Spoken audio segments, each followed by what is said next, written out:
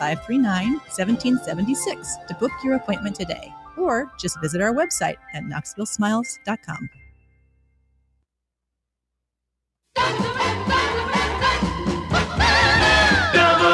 WKGN 1340. Go Vols! You're tuned in to East Tennessee's premier sports radio call-in show. This is The Drive.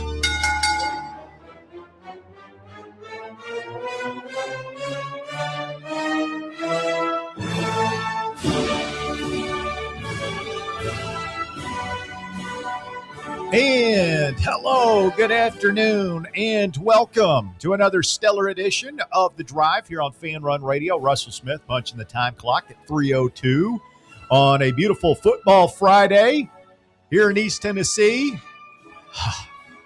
The Friday night lights. Gotta love it. Nature is healing, a sign that all is right in the world. We had some Thursday night lights last night we're going to talk about here this afternoon. Walker, is it a little bit less stressful right now than it was 24 hours ago in the White Claw Hard Seltzer Studios? Yeah, you could say that. You know, having everyone in here, everything running a little smoother instead of having a plethora of issues with someone watching me the whole time trying to figure out how to fix it. That was a rough first hour yesterday. You know what? We persevered, though, and I thought we had a great rest of the show afterwards. People were telling me I sounded like I was 13 years old. Yeah, well, that happens a lot of the time you guys are on remote. It's unavoidable stuff. You gotta get that fixed, man. Never would have happened under Bears Watch. Ooh. Well, you know, I don't know if we make it through 1 hour on Bears Watch. Speaking of Bear, we've got What You Talking About Champions League set to get rolling this afternoon. Scott and Derek are going to go at it for a spot in the semifinals. And I have a stunning development. I woke up to this email. It came to my inbox at 3:36 a.m. And it is from Charlie, a.k.a. Kicked in the Vols. Currently in France, Charlie? Currently in France, yes. Okay. So hence, I guess the 336. Charlie Vu Francais is what I call him. There, that's actually really good. Yes. That just come to you? Yeah. You've been sitting on that? No, it just came. Charlie Vu Francais. Those things happen Excellent. from time to time. All right. Hey, Russ, it's Charlie, a.k.a. Kicked in the Vols. Sorry to reach out like this. I deleted Twitter and didn't feel like texting Bear. I just caught up with podcasts and heard the schedule for the Elite Eight today and next week. I don't want to mess anything up and will respect whatever the decision is, but is there any way I could compete on a different day? I think you had me going Wednesday against Rando. It's the night before my race, so I'd be up at 11:30 for What You Talking About and then getting up at 3 a.m. to catch a bus to the start line. If I have to do that, I will, because I'm not a welcher like Bear and respect the game and the Council of Elders' decision. However, if any lower seed like myself is willing to switch, I'd love to compete any other day. Thanks. I'll hang up and listen. How about that? So, wow. So if you're unfamiliar, Charlie, who qualified for Champions League last week, I believe, maybe a week ago today, late last week, is in France. He called in from France, from the French Alps. He won his heat in What You Talking About, making Champions League, and now he wants to switch. And he's over there. Excuse me. He's over there. What does he do? He's in some kind of race? Is it like an Ironman thing or something? Something like that. Some sort of crazy race. And, of course, the time difference is all messed up. I said something else. Getting ready for voluntary reaction. Wow. I got to get dialed in. The time distance, the time, whatever I'm trying to say. It's like it's a lot of hours 10 p.m. between at now night. and then. Yeah. There, right now. Geography is a problem. Yes. Yes, for a couple of people. what was the geographic snafu we had earlier this week on the show? It was related to what you talk about as well. It's Friday. I've been up since 6:30, which is a rarity for me. I'm ready to, which is probably not a great thing for what you're talking about with champion. I need to be dialed in at 5:30 today. Charlie was the last qualifier for the field of 8. He was the last one in. What do you guys think? Should we let him switch?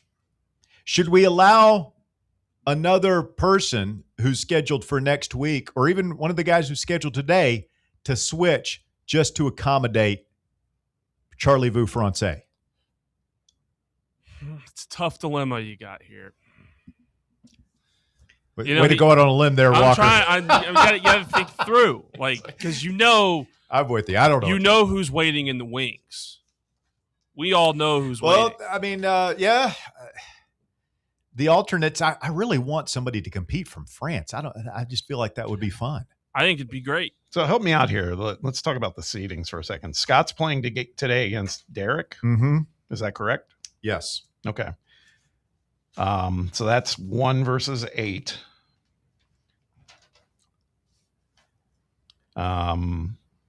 Jay is against Tim. Jay was the other 1 seed. Yes. And then it was kind of jumbled. So it would be Rando against Charlie on Wednesday. So Nick was another top seed. He's got Jordan on Monday.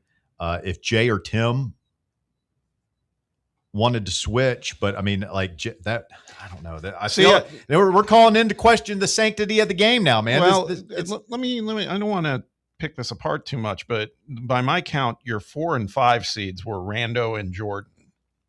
They each had 11. So you had Charlie with a 10. Should Charlie, who you've got? Don't you have Nick? So Charlie could switch with Tim or Derek. Or he could. Here's the other thing, because they all 3 scored 10. Yeah, but you had Nick, the 3 seed, taking on Rando, the 4 seed, or not Rando, Jordan, the 4 or 5 seed in the first round, which is, if you're doing actual symmetrical 1 versus 8, 2 versus 7, 3 versus 6. Do you follow me? It feels like Charlie probably should be playing Nick.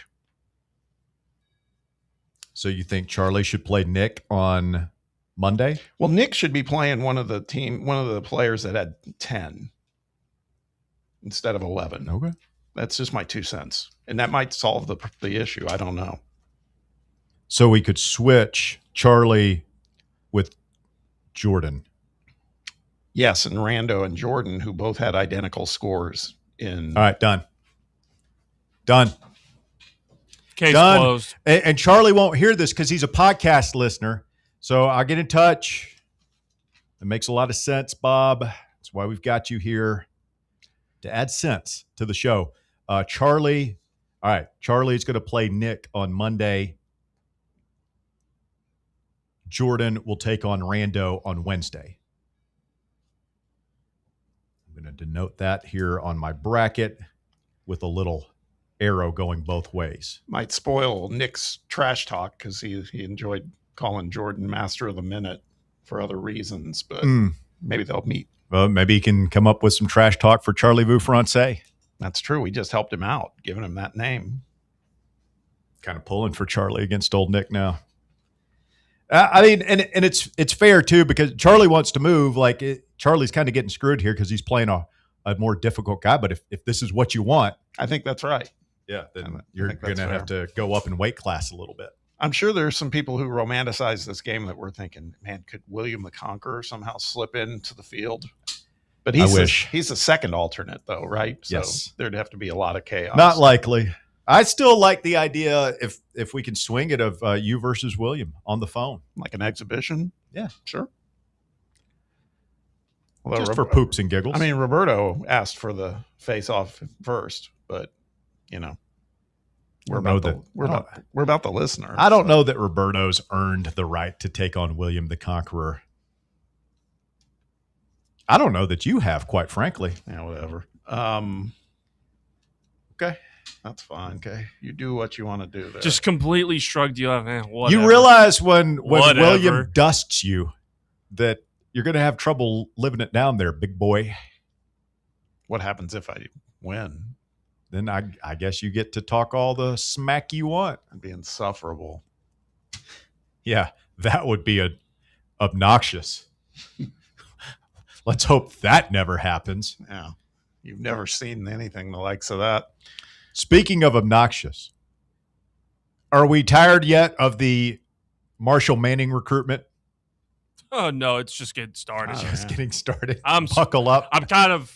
I'm actually eager to see how far this goes and how fast this starts to heat up. They put him in the first half yesterday in that game. In a big game too. Yep. National television. I mean, your first game as a high school, albeit a backup, but you get in and play for a snap, is on national television with multiple D1 prospects on the field. That's going to be hard to top for that kid.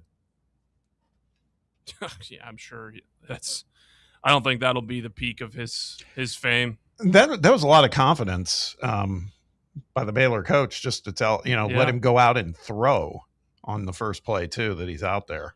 Yeah, and it's also nice that, you have Marshall Manning get into the game and he's the side story of what happened in that game. Before we get to before we get to the main focus, have you seen the picture floating around social media about Marshall's wristbands?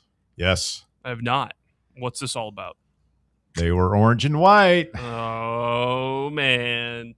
They were the Adidas. Were they the trefoil or were they the 3 stripe? I don't know. I just saw that they were orange and white.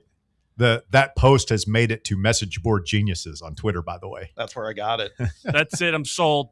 Yeah, it's coming to Tennessee. It's the 3 stripe, the little pyramid. Here we are. It's over. Here we are talking about George and Faison, Nico, like who is the prince who was promised, Caden Kraft, when all along you knew it was son of Peyton all along. Now, we have to wait 4 years. Yeah. But we've waited this long. I've been waiting for a player like you. That's pretty good. Little Foreigner. Yeah, little Lou Graham, one of my favorite vocalists of all time, man. I loved Foreigner. I can't stand Foreigner. Get out of here, man. It's just Oh, man. Good stuff. bland corporate rock. No. Ugh. No. Urgent. Yeah. Urgent to turn off the radio, which is what people might be saying about our show right now. 865-966-3435. Don't touch that dial. We got a good one lined up today. We're going to go out to the desert early today. The Sheik usually joins in our 5 o'clock hour. He'll join coming up here in just a few minutes because, well, we got what you're talking about in the 5 o'clock hour. We can't mess with that now, can we?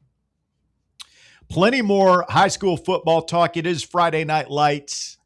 Logan Quinton, the cookie man, boy, his boys won a barn burner yesterday. Did you see the final score of Powell? I was going back and forth. I was watching it. It was ridiculous. The game felt like 6 hours too. It just kept going. Was it like 52-45 or something? Last I saw it was 56-44. So 100 points combined. Wow. We'll talk to LQ coming up. Let's grab a call from Roberto here off the top. Roberto, good afternoon. How are you, sir? Yeah, well, thank you. As far as William the Conqueror and me, that's fine too, Russ. I don't care. I just thought it would be fun, but maybe I haven't earned it, and that doesn't hurt my feelings at all. I think you were trying to cast an aspersion my way, and I won't accept it. That's not my style. The gall of Charles to ask you see what I did there? Well played, sir. That one went over Walker's head, but you and I educated him. I did. He's probably never even heard of Charles de Gaulle, has he? I plead the fifth. So, guys, heading over Pistol Creek tonight. I'm actually driving over it as we speak. I mean, is this going to be the best football game in East Tennessee this year? Or was last night that game? I mean, let's not sleep on West and Bearden tonight. Oh, God. My dad's been bemoaning his West Rebels for. You know, my old man's a rebel too, Russ. I He's didn't been know. bemoaning you guys for a while. I always knew there was something I could sense that was good about your redeeming. DNA. Yeah. Yeah, thank you. Something redeeming about me as a human being. Yes. Russ, that really means a lot to me. I really appreciate that. Here for you. But, yeah, Bearden, poor West and Bearden, that's going to be race to the bottom, as Bob would be say. A good pillow fight. Yeah, that's right. Guys, watching Marshall, the son of Peyton, I like that nickname, by the way. That SOP. was kind of fun watching him throw. But, Russ, you're as old as I am. You're maybe just a hair older. I'm sure you remember hearing about James Littleman Stewart and Todd Helton and all these guys. Randall Cobb is around our age. Maybe he's a little bit younger, but we saw him play. And all these guys. Harrison Smith's a little bit younger, but you name it. Have you ever seen an East Tennessee football player look like that guy? Like DGG? We're talking about Harrison Smith, who's going to be in the Hall of Fame of the NFL, and he's not even on the same field with that guy at this point in his life. Boy, I'm glad. 17 versus 18 or 18 versus 18. I mean, he looks impressive. I don't know. Like, you see these guys in high school football, sometimes it doesn't translate. Bob, is the glazing of DGG valid this afternoon? Oh yeah, and it's only beginning. I can't tell you how impressed. There's a lot of words I'd say, but impressed with the kid. I mean, everybody's drawing comparisons. Did you see him cheer for his teammate scoring, by the way? Did Yes. you see him eviscerate a couple of guys that came through the line at the quarterback when he was blocking? I mean, he takes the game seriously. I can't believe I'm about to say this, but he might be underpaid coming here. I like my guys to take the game seriously. I mean, he's a man-child out there, Roberto. It's like, remember that picture of Isaiah Stokes? Remember Jarnell's little brother, Isaiah Stokes, playing Pee Wee football? I'll go a step further. I'll go a great point. I'll go a step further. Kejuan Lacey, Ahmad Hardy. And then after that, I'm not sure there's anybody in the SEC I would better than him right now. Right now. That's so funny, Bob, because that's where I was going. I think it would be a push on him and Deshaun Bishop, because I think Deshaun Bishop's probably the third best running back in the SEC. And I'm looking at that going, if he's the third best running back in the SEC, they would be splitting carries tomorrow. And that's what I was going to bring up to you guys, and I'll jump. And thanks for the time. Is DGG, they've got to protect their investment. I said it on Basilio, and I got kind of laughed out of the building, and that's fine. But there are kids that could be a bit spiteful out in this world about a kid who's got millions coming his way and talent. Do you think that giving him 30 touches or whatever it was, 27 touches or whatever it was last night, is respecting and protecting him? Because I don't. Well, it's not. I don't think you should touch the ball 30 times in a game. Thanks, Roberto. We got to run. Yeah. I don't think it's Baylor's prerogative. I mean, they've got a great player. Use him. Like, I don't begrudge them, like, riding their horse there. But I see Roberto's point too, and people kind of snipped at me when I said that. Like, I cringe every time he got the ball last night. Like, every time he got tackled, there was one time where he was a little slow to get up, and I'm just like, oh my God, I can't watch that kid play for an entire year because it's gonna drive me crazy. So yeah, I mean, I know I'm both sidesing the issue here, but on the one hand, I don't want to see him. I'd go ahead and take the year off, man. Go ahead and retire. Opt out of your senior year of high school. I'd be just fine with that, but I certainly do not begrudge Baylor. I mean, you've got a once-in-a-lifetime talent like that. Yeah. I'd probably give him the ball 40 times a game. They're going for a state championship over there. I mean, if you're the head coach at Baylor, you want to take care of the kid. You're not going to like run him into the ground knowing he has a future. No, I would. I'd give him the ball every single play. But I mean, kid wants to play. Like, that's what always cracks me up about. And we've had this conversation for years about like college players and all that. Players want to play. Newsflash. And if they don't, there's something wrong with them, man. We don't want guys that don't want to play. You want to play. All right, quick timeout. We'll go out to the desert, talk to the Sheik when we continue. It is The Drive on Fan Run Radio. Week 0. Week from tomorrow, we'll talk to the Sheik. Maybe he's got a couple of futures for us, a couple of picks. Make a little money this afternoon. Sounds good to me. We'll talk about it next year on Fan Run. The Drive. From Neyland to Lindsey Nelson, we've got Tennessee sports covered. Fan Run Radio, Knoxville. Citizens National Bank. Kick off this football season with a CNB Plus Perks checking account. Move downfield with free online and mobile banking. And cross the goal line with extended evening hours and Saturday banking. Banking at CNB has its perks. Find out more at cnbtn.com. Citizens National Bank.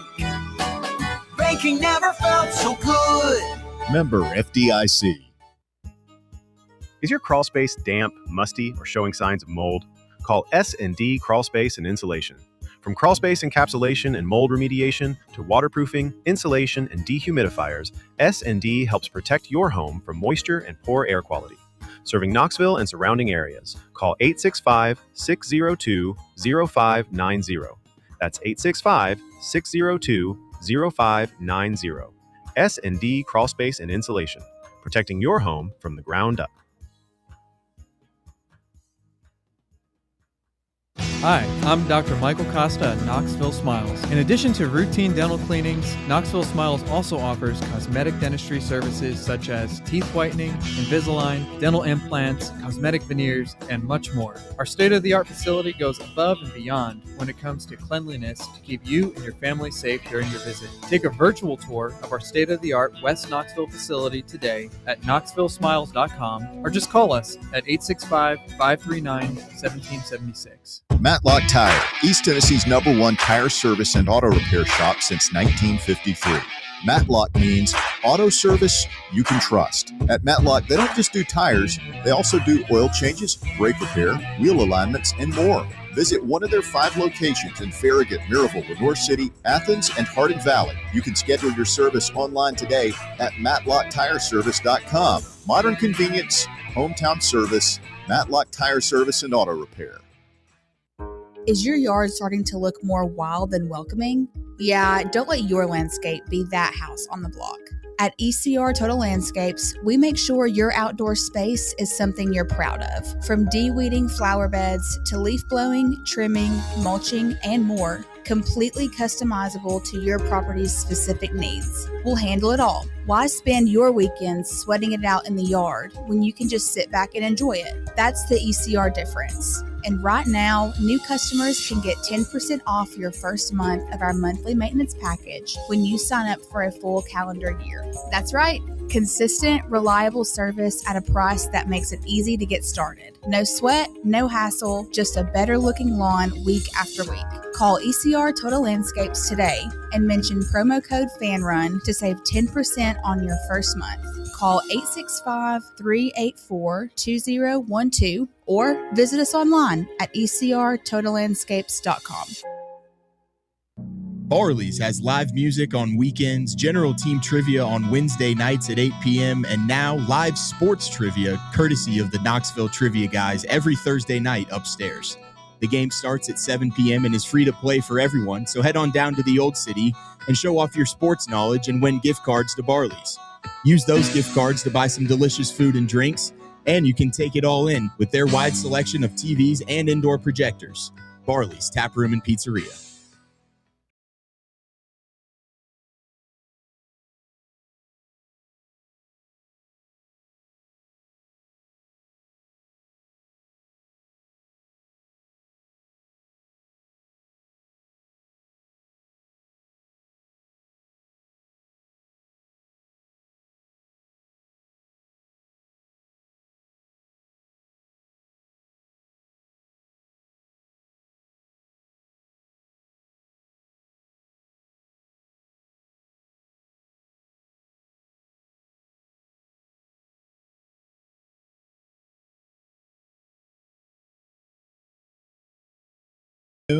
Russell Smith, Bob Baskerville, Walker Smith through the glass, John Hodge through the computer, the internet, the laptop, However, whatever technical wizardry we're using to connect with him this afternoon. Hello, Haji.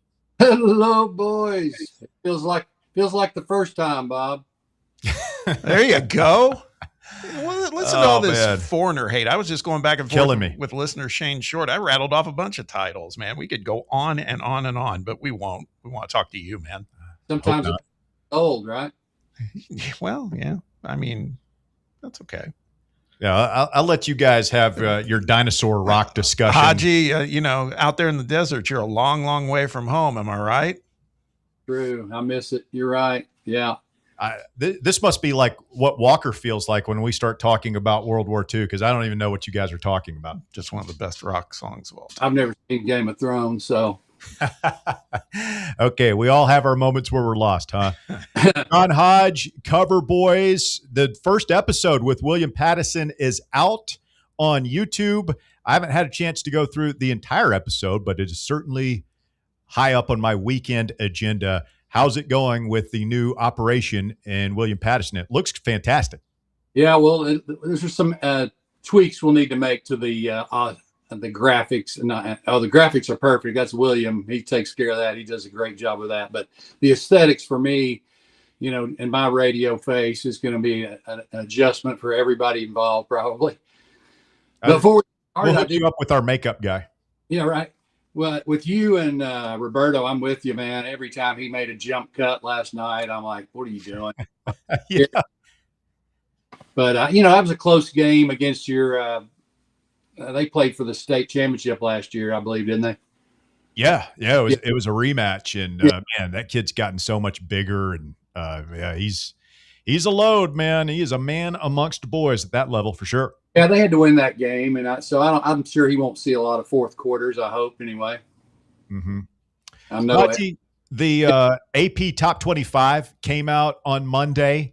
I know that's something that you follow a lot and use. We like to talk about ranked teams, unranked teams taking on ranked teams, and the betting lines and what that means.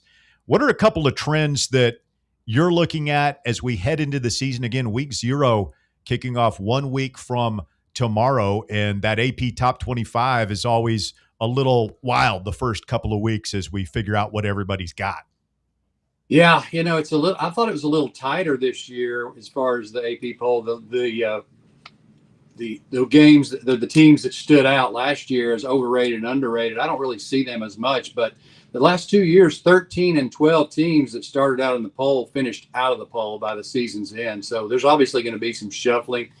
But from a national championship standpoint, 11 of the last 12 and 16 of the last 19 were the champions were in the top 6 in the preseason poll. So not a lot of long. Can I guess the one? the one that wasn't was last year, right? Yeah. Indiana, they were 20th in the preseason poll, and guess who's 20th in this year's preseason poll? That's right. I like it.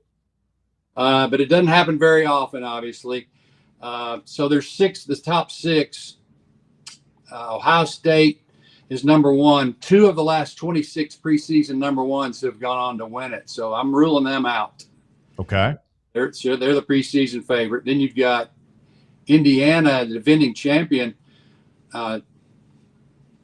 3 times since '95 as the national champion repeated. So I'm taking Indiana out.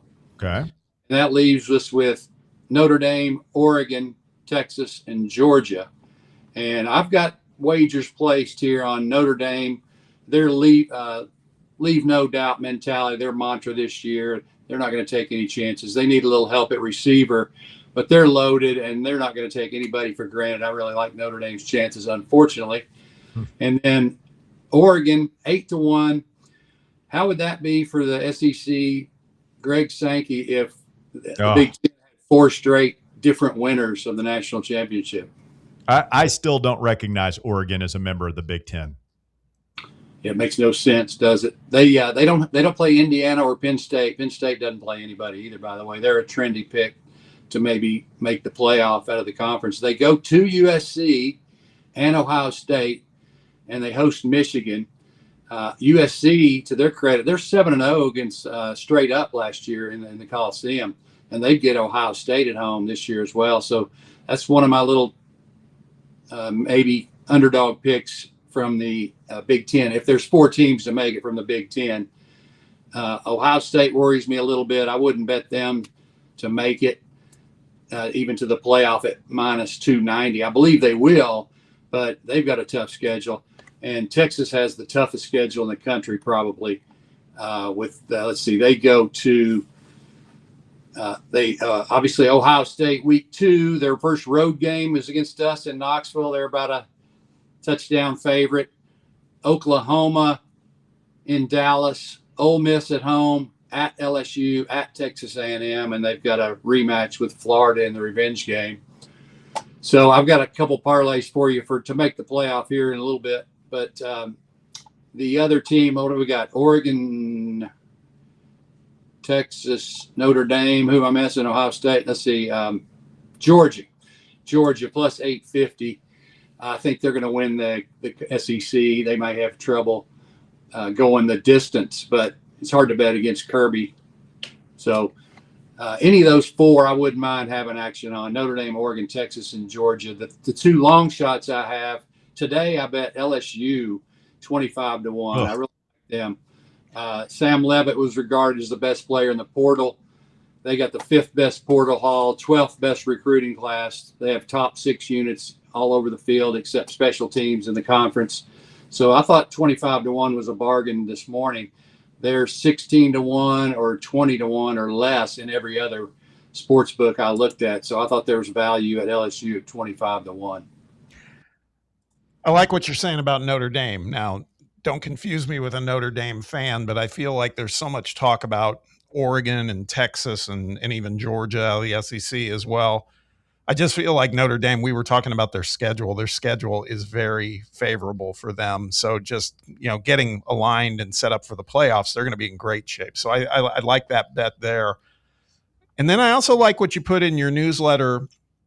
And I don't believe we talked about this last week, but even if we did, I want to talk about it again because I am on a crusade.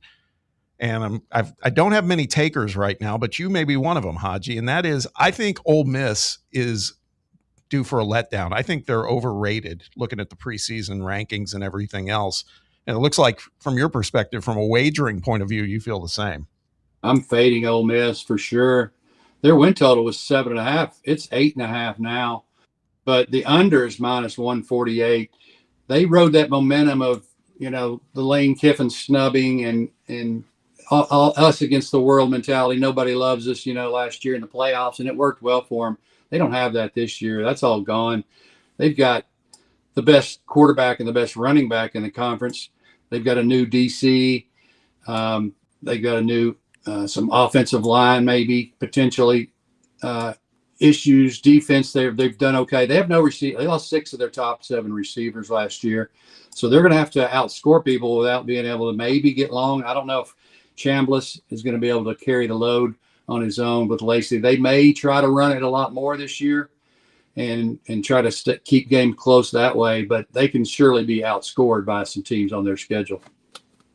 Talking with the Sheik, John Hodge, out in the desert. Check out the Cover Boys. What's the name of the YouTube channel? William got his up there on Patafax. That's where he loaded up there. I'm at Desert Dog Wins on X, YouTube, and Instagram. Check out the Cover Boys wherever you listen to or view YouTube stuff, namely on YouTube. Sorry, Haji, I'm going to have to get used to that one.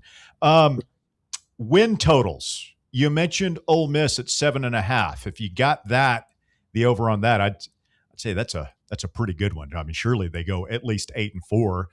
What are some other win total plays you're looking at here again a week out from the season? Well, it's up to 8.5 now, so I would lean on Ole Miss. It is heavily juiced though, so I really like Tennessee's chances to win 8 games. They've got the top 6 O-line, second best in the conference. Everything I've seen from William and practice is everybody's excited over there, and I'm part of the group there. Speaking of logistics over here. I just think they're only short favorite, short dogs against LSU and Alabama, and I just think they're bound to win at one of those home games at least. Texas and A&M might be the two I'm worried about. I am fading Texas A&M this year though, so they may be down and a little bit ready to give up by the time we go down there. So I don't count us out of any games, but obviously it hinges on the quarterback play. We'll see how that goes. So I've got sorry about this. Rigged. Did you just drop your phone in a ocean or something right now, Haji? What's happening? I have my rigged camera here. You still got me? Yes. Right. I like Louisville over 8.5 and Clemson over 7.5 in the ACC. I think people are.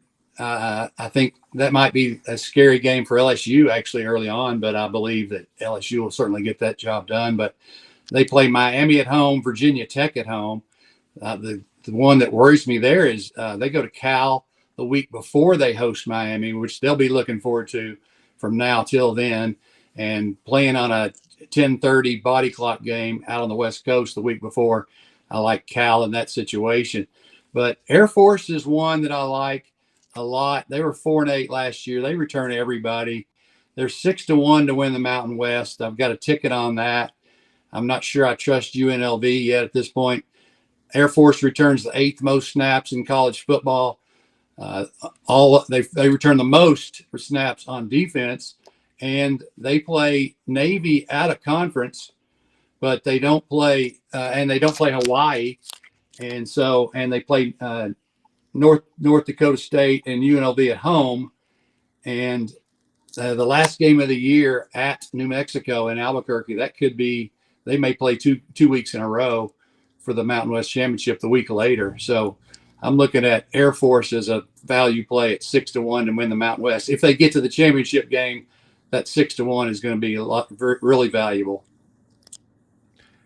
I'm just, and I know we'll talk again about it next week, but I am already starting to get fired up looking at some of the week 0 matchups. And there's some on paper, you just look at some of the brand names, and there's some decent brand names in there. But there's one game on that schedule that has my attention.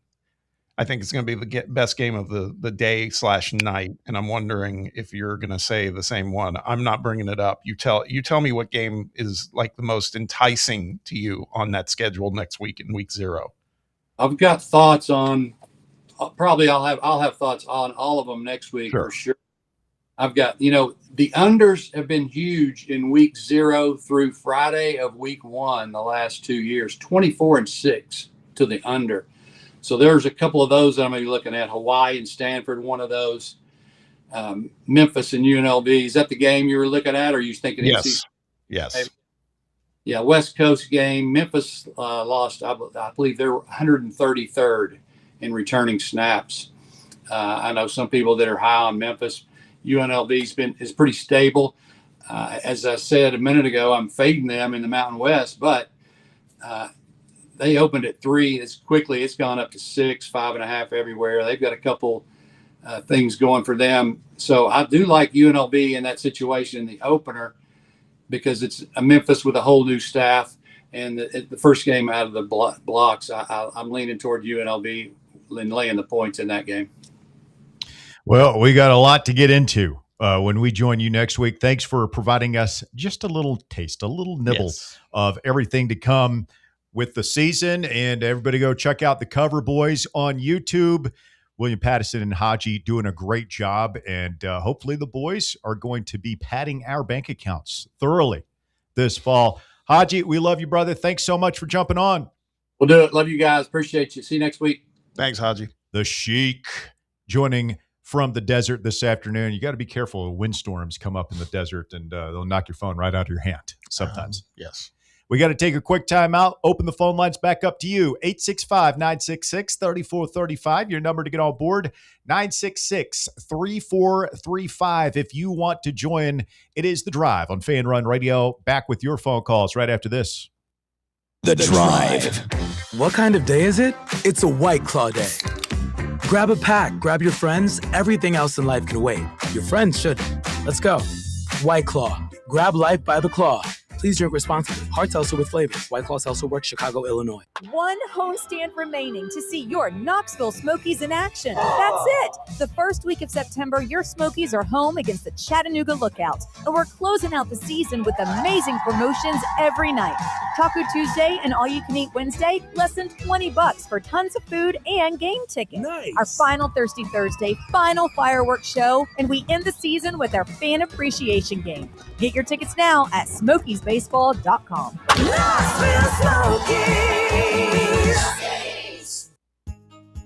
Is your crawl space damp, musty, or showing signs of mold? Call S&D Crawl Space and Insulation.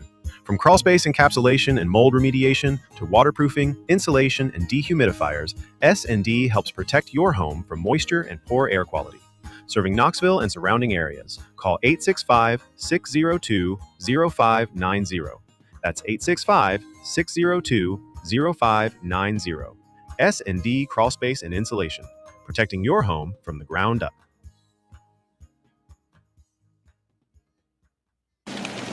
We really need to get some branded stuff. Shirts, hats, promo items, something professional. I mean, we could just find a website and order a bunch of it ourselves. You could, but you're taking a big risk. You don't know the quality, the fit, the timeline. It's a roll of the dice. Yeah, I guess, but isn't that how everyone does it now? Not the ones who actually care about how their brand looks. Look, if we're putting our name on it, it needs to be done right. We need SM Athletics. SM Athletics? Yeah, they specialize in working with businesses like ours. Apparel, hats, promo gear, but real, customized stuff. They actually care if it turns out right. Probably a lot better than getting stuck with 100 t-shirts with crooked logos. Exactly. Plus, they'll walk you through everything. Sizing, colors, material, so it matches the image we're trying to build. Makes sense. What's the name again? SM Athletics. Trust me, if you want to look like a real company, not a flea market stand, this is the move. If you're serious about your brand, work with people who are serious about getting it right. SM Athletics. Black.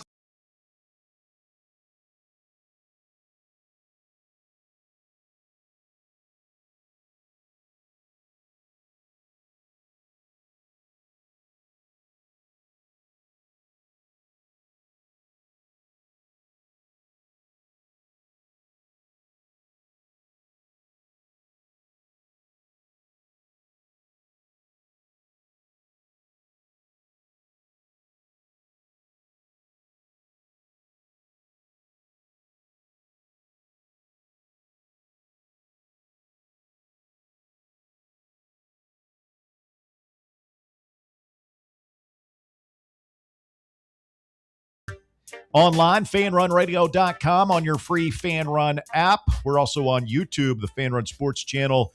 Do us a favor if you're watching there right now, hit that thumbs up icon, give us a like. Be sure to subscribe if you haven't already. Completely free, helps us keep the show free and limited in commercial interruptions. It is The Drive since 2010, getting set to celebrate our 16th birthday coming up here in just another week or two. 865-966-3435. If you want to chime in this afternoon, got a few minutes here before the top of the hour. Walker Smith will greet you as you call in this afternoon on the show. I do like Haji's note there about the football rankings and how the number one team has only repeated like twice in the last 30 years. And then the defending champion Indiana at 6 has only that's repeated, or no, the number one team's only won it twice or 2 or 3 times in like 30 years, and they've only repeated once or twice in like 30 years. 3 teams have repeated since 1995. So look at Oregon, Georgia, Notre Dame, Texas, the teams between Ohio State and Indiana in the top 10 as probably pretty safe national championship bets. Yeah, I agree. Just for some reason, I struggle with the prospect of Oregon winning it all. I could even deal with Notre Dame winning it all before Oregon. You struggle from like you don't want to see it, or you just struggle to see it. Well, both. I don't want to see it, and I just it always feels like they've certainly under Lanning they haven't won the big game. Well, the last time we saw them, they were just getting run through by Indiana. Yeah, I mean they were non-competitive. So I feel there. I don't know, though. That's good. Sometimes you have a game like that against a team that eventually wins it all, and that can really drive you in an off season. And you got your quarterback back. I mean, I would expect them to be no worse than they were last year. Oh, no, they're returning a ton of talent. Dante Moore staying was an enormous development for them. So they'll be good. They'll be good. And Lanning's still pretty early in his I mean, this is his third year or fifth year there, excuse me. He's 26-3 the last 2 seasons at Oregon, 48-8 overall. It's not bad. I mean, he did kind of get handed the keys to a Ferrari. Cristobal did most of the heavy lifting there. Yeah. But, I mean, to keep it going for 4 years and not have any sort of drop-off is pretty impressive. You got to give the guys due. Old Landanning up at Oregon. And what is it about the Notre Dame stuff? I mean, that's the one I have trouble seeing, is just because they've been on the cusp so many times through the years under both Kelly and Freeman. And, I mean, you talk about a team that struggles to win the big game. I mean, that's Notre Dame to me. See, I think they're different than they were. I mean, last year they didn't make the playoffs, but the year before they get to the final game, and I felt like they were kind of in that game. I don't think it was like we talked about Notre Dame, Alabama a few years back yesterday, and when they just got absolutely waylaid by Alabama. I didn't see that kind of Notre Dame. I just think I've changed my point of view about them ever since I saw what they did to Georgia in the playoffs 2 seasons ago. Just felt like they're a different version of a Notre Dame team. And then, my feelings on Texas. So if I'm picking a national champion, it's probably coming from that Oregon, Georgia, Notre Dame triumvirate of teams. I think I was talking to someone. I think Georgia is my pick to win the SEC conference title. We talked about this yesterday. Their schedule versus Texas's is very different. Man, Texas has a very tough schedule. Georgia's is nobody's got an easy schedule in the SEC. We were talking about that with Jake Crane, but they play less ranked teams, about half the number of ranked teams that Texas is playing based on the preseason rankings. So, you got a lot of experience coming back, limited coaching turnover, and that program, as much as we all hate to admit it, they don't have the weight of history around their necks like Texas and Notre Dame, where it's like, people questioning whether those programs will ever get over that. We've already seen it happen with Georgia, so we know it's possible. And they've got a lot going for them this year. We talked yesterday about missing the prospect of playing Florida now that we feel like we've kind of cracked the code with them for the most part. I don't feel that way about Georgia, that we're not playing. No, I had the same thought yesterday. God. Yeah, it's like that's whatever we lose in having Florida off the schedule, we gain in getting Georgia off the schedule. So I'm okay with it. Coming up, hour number 2, Logan Quinton, the Cookie Man, joins the festivities this afternoon, and our first Crumble Cookies High School Friday Night Lights preview. We talked so much about DGG. The Simon kid, like he's a player. Keyshawn Bowman didn't do much. He did have the long touchdown. That was a busted coverage play, but still he fast though. I mean, he turned on the afterburners there. Yeah. For me though, the revelation, you got to bring me Antoine Cornbread Adams for Baylor. I mean, he was the best player on the field until the fourth quarter when DGG took over. Cornbread Adams. Yeah. Jeremy Pruitt would be all over him. Absolutely. There's a lot of talent on that field last night, man. It was very different than, we got some talented players here up in the Knoxville metro area, but that was a different level last night for sure. The big boy league. Sure was. And one thing, we might not do it now because we're getting close to the end of the hour, but I want to get your guys' take on, because we've been doing some of this while we were courting DGG to come on board, like who the comparison. Who do we draw him like closest to as far as a great that's out there or has already played? Like just player comps? Yes. I mean, Travis Henry kind of jumps out to me as just that bowling ball type frame. But I think, how tall is DGG? Is he 6 foot? I think he's 6 foot. I mean, Henry was maybe 5'10", which actually played into his strength because he was just so compact.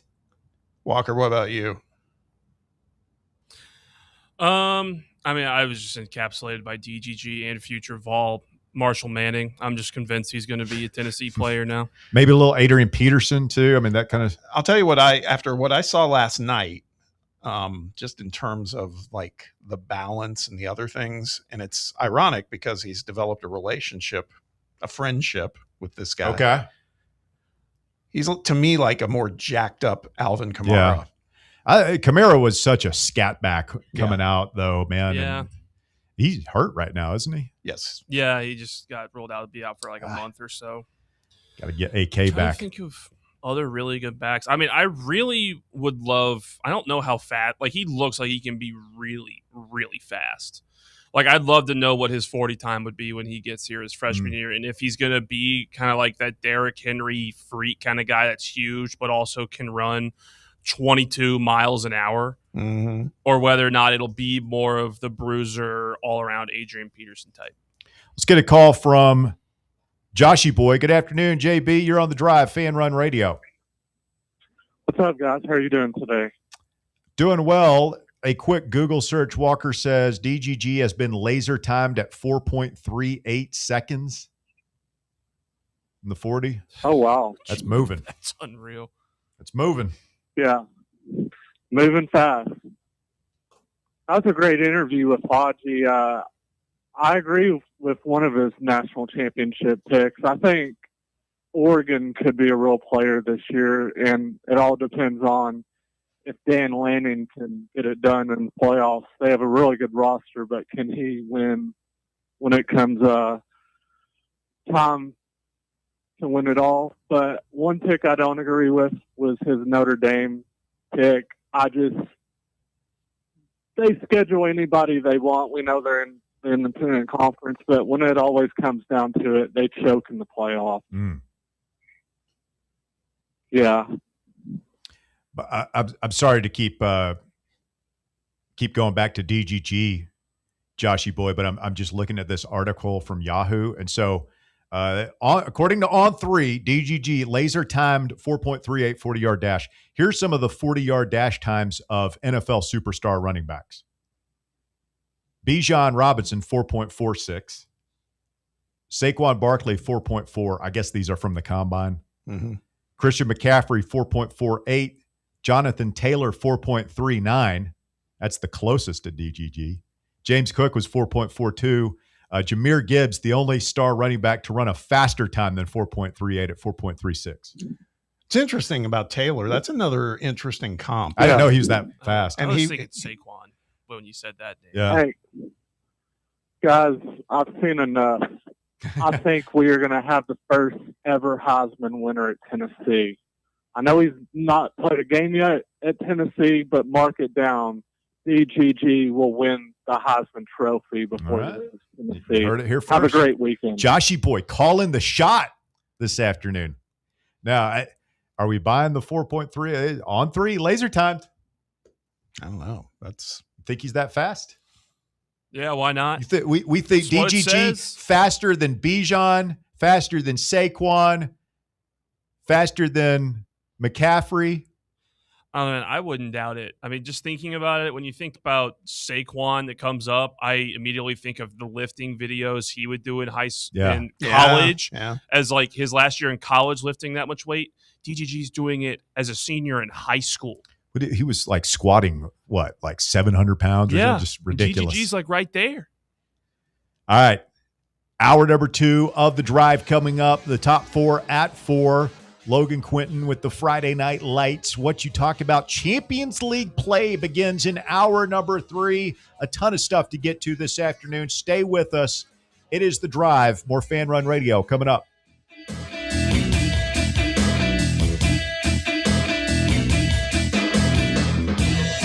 The Drive.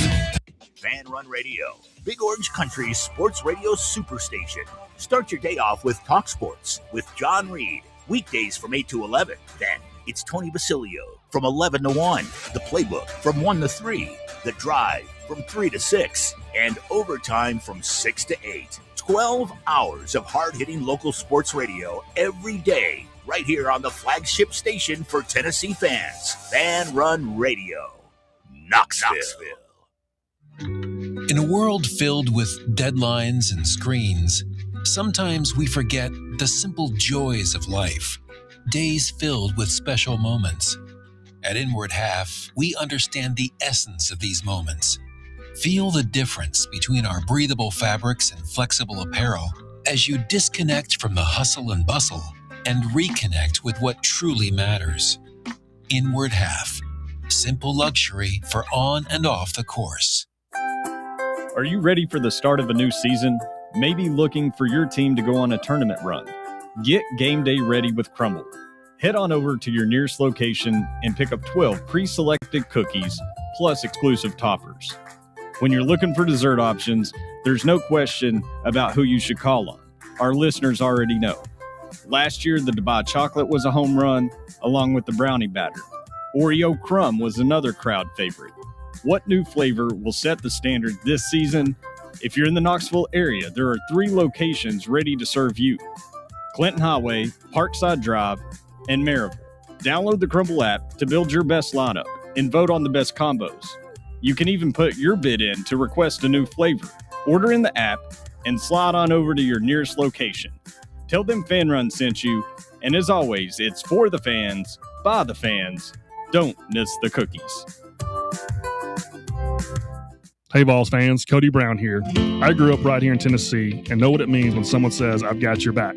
That's why you can trust Farm Bureau Insurance of Tennessee. Whether it's your home, your vehicle, your family's future, or the business you built from the ground up, we will show up for all of your insurance needs. We are Tennesseans who understand what matters, which is doing right by you. Insurance is not all about just paperwork and policies, but it's about the people we insure every day. So if you want insurance that hits home, give me a call at 865-992-3871. Go Vols. You served behind the desk. You served in combat. You did 4 years and got out. You were drafted. You gave 20 years. You gave exactly what your country needed. You are a veteran. You are a veteran. You are a veteran, and you deserve support. If you're struggling with life after service, don't wait. Reach out. Find resources at va.gov/reach. Brought to you by the United States Department of Veterans Affairs and the Ad Council. You're listening to FM 105.7 and AM 1340, WKGN Knoxville, and W289CU Knoxville. Fan Run Radio. September 10th isn't just a sale, it's an experience. Join us as Liquor Vault celebrates its first anniversary with the biggest savings event of the year. Experience rare bourbon drops, surprising barrel releases, and complimentary tastings all day. For the wine enthusiasts, you can check out Jason Drotar's Wine Passport Experience. Cigars, they've got them too. Enjoy hourly giveaways, exclusive one-day only anniversary pricing, and surprises throughout the day. Find a Vault Golden ticket and receive exclusive access to Liquor Vault's highly anticipated end-of-year rare bourbon allocation. People will be talking about this event for months. The only question is, will you be there? The Vault Experience, September 10th, only at Liquor Vault's anniversary party. Located at 2901 Tazewell Pike. Check out their specials and sign up to get discounts at liquorvault.com.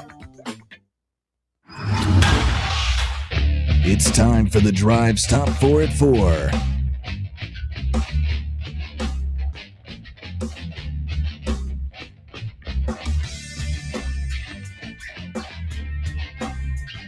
Hour number 2 of the Drive underway here on Fan Run Radio. Russell Smith, Bob Baskerville back with you, and Walker Smith with a quick look at today's sports news. Walkman, hit it.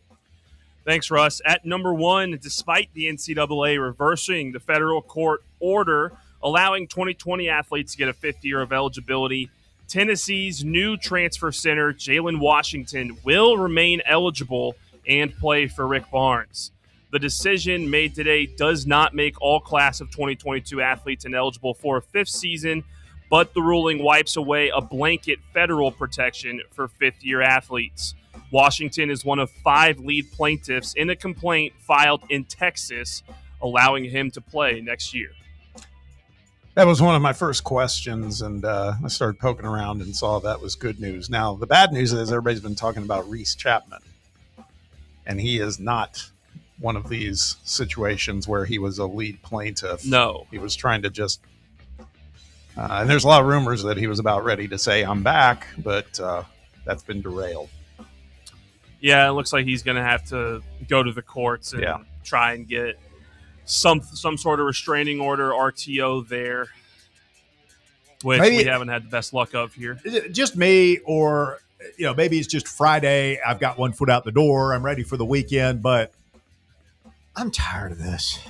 I'm tired, boss. I think we just want football to start so we can start forgetting about it. This whole eligibility, they've got 5 years, they've got 4 years, unless they were in the 2022 class, then they've got 5 years. After that, you've got, I don't care, man. I don't care. Yeah, and I do want a blanket ruling. I mean, these guys are either eligible or they're not, okay? Yeah.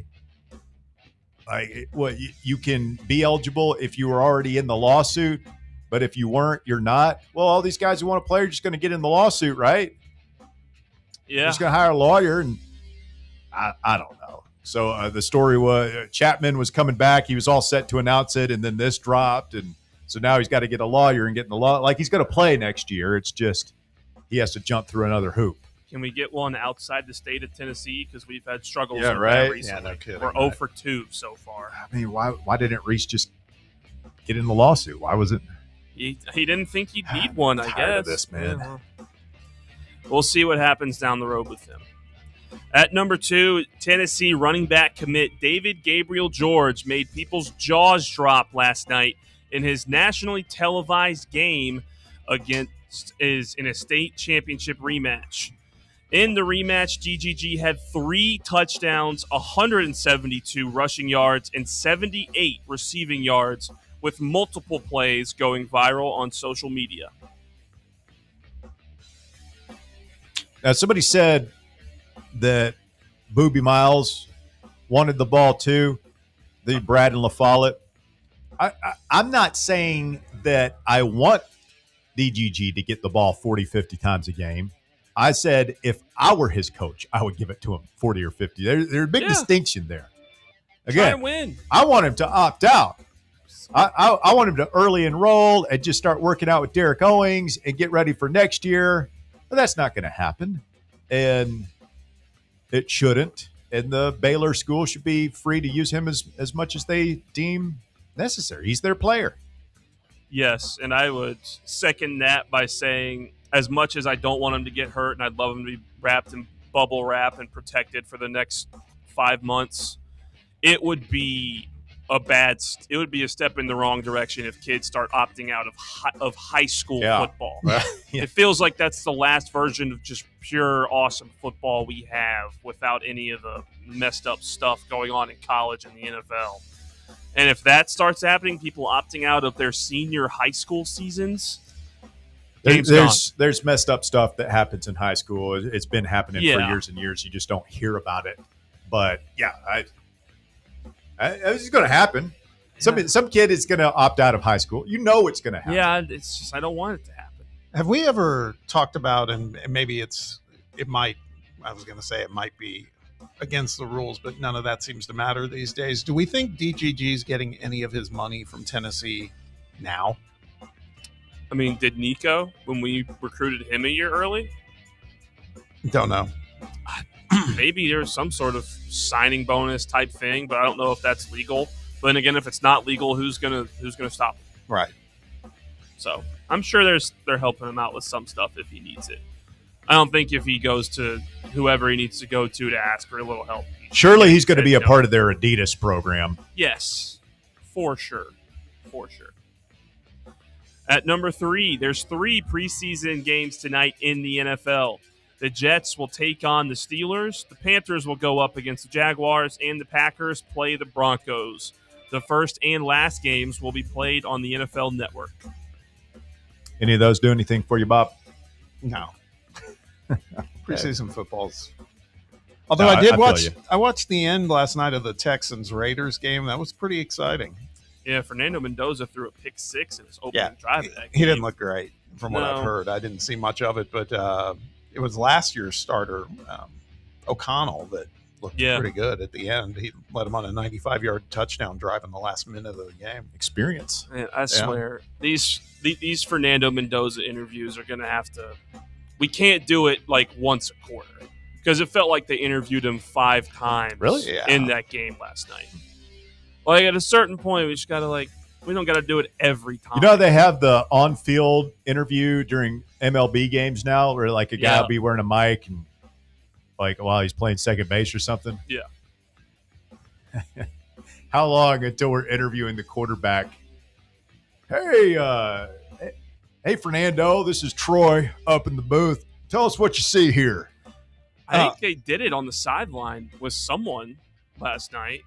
Actually talked to him while play was going on. I don't think he was playing or dressed. It might have been Kirk Cousins or something. I was going to say, I will say Cousins mentoring Mendoza is the perfect fit. It's just Cousins an older version of Mendoza to me. Yeah, absolutely perfect. And at number 4, the Premier League season has begun as the best soccer league in the world. Kicked off its first match this afternoon with the reigning champions Arsenal taking on the newly promoted side Coventry. Wow. Yeah, game is going on right now, and Arsenal is up 2-0 at halftime. Thank God. My guy, Super Frankie Lampard, Chelsea Coventry. legend. Yep. Doesn't do anything for you, Bob? No, not at all. You two should do a podcast on soccer. We do. It's called The Drive. Yeah, that's the problem. I think I'm saying that there's some soccer devotees. I get it, but maybe you guys have. I'm not that devoted. I'm more just annoying you with it. Yeah, I don't know. You guys. Your hatred of it does inspire me. It is. I don't hate it. I'm just kind of not into it. That's all. That was a very bare statement. I don't hate it. I just don't like anything about it. No, I'm just saying I hate it. That doesn't mean I hate it. If I hated it, I wouldn't have paid attention to the World Cup. I did pay attention to that, but then it's that's enough for me. I'm good now. I'll just I'll come back around in 4 years. Thank you, Walker. The Top 4 at 4 is brought to you this afternoon by Knoxville Smiles. Check them out online, Knoxville Smiles. Smile brighter with Knoxville Smiles, KnoxvilleSmiles.com. Russell Smith, Bob Baskerville, Walker through the looking glass this afternoon. Taking your phone calls, 865-966-3435. Your number to get up with us here, 966-3435. Friday Night Lights getting set to turn on throughout East Tennessee. Maryville, Alcoa, West Bearden. What are the other big games? Is Halls, Oak Ridge. Could maybe a little spicy. Yeah. Spicy game right there. You talk about D1 talent on the field. Jarrell Chandler for Halls. Of course, Malik Howard out at Oak Ridge. A couple of big-time prospects going at it. Yeah. And for all our listeners down in Chattanooga, really big game between Lipscomb at McCauley. Ooh. Down there is really good. That's what's his name? Trent Dilfer's back at Lipscomb. Right? Yep. Is he back there? Yeah. Who was there when was Kevin Mawai the coach there for a minute? Don't know. By the way, Riverdale from Murfreesboro, another tradition-rich Tennessee high school program. Yeah. Coming to Cedar Bluff to play against Catholic tomorrow. Yes. And Catholic, man, I'm just looking at this schedule. Now, they got Anderson County next Thursday. That should be a fun game. At Lipscomb, they're playing a team from Missouri on September 11th. They're playing at MBA. They're playing at Hoover. Jesus. Ensworth at home, at McCauley, at CPA. And then they end their regular season with a home date against Baylor. So you go see DGG. Played over about a mile from Stately Smith Manor as the crow flies. Well, it's a good thing they don't have playoffs to look forward to anyway, so they can play for the love of the game. Fair over there. point. If that game's televised, there's a good chance we could see Russ in the stands chomping down a key lime pie concrete watching the game. Do you chomp the I think you kind of slurp it, don't you? I mean, it's unless I guess you must let it melt a lot or something. It's ice cream. It's delicious is what it is. I have had I finally broke the streak yesterday, thankfully, because they fed us so well up there. But I'd had key lime pie concretes from Andy's 4 nights in a row before. Oh my God. Whoa, that's aggressive. Is that a problem? That's a lot. I mean, do I have a problem? Do I need to talk to somebody about it? It's only a problem if you make it a problem. I mean, first of all, it's a limited edition ice cream, so you got to get it while it lasts because it's going to go away soon. But it's just delicious. It's wonderful. Bob, back me up on this. It's good. Bear's not even here to crap all over key lime pie. It's good. I like it. I couldn't do 4 nights in a row of it. The only complaint I have, and it's this way with a lot of ice cream desserts where they chop it, the Blizzard, and they chop up your toppings or whatever in it, where like you'll get it and they've got like the key lime pie crust at the top and it's just so good. And it mixes in so good, but it's like you only get it for the first half of the cup, and then the bottom half is just ice cream.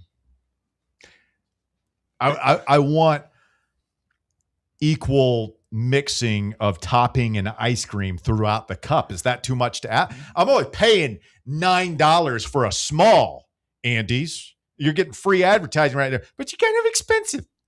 You're a little pricey. All I'm asking for is equal distribution of topping to ice cream. Is that too much to ask? I've had good luck over there with it's one of their regulars. It's the nutty cone one. Have you ever had that? Where they break up waffle cone and peanuts and chocolate, and it's pretty much equidistant, equal distribution. Filling throughout, not just at the top. It's good. Oh, man. I want to go broke, man. I'm going to have to go get a second job to fund my Andy's habit. Not to mention a whole new wardrobe, no pants. Because the britches are a little tight this summer, I'm telling you, Walker. Well. And football season about to start. Oh. There's going to be pizza and wings. I have no chance over here. Gosh. Football season is the death of any health goals for us, sadly. No chance. No shot. Just wait till that first late voluntary reaction where we got to be here to watch the game and you're going to be eating some wings that Bear brings over. Yeah.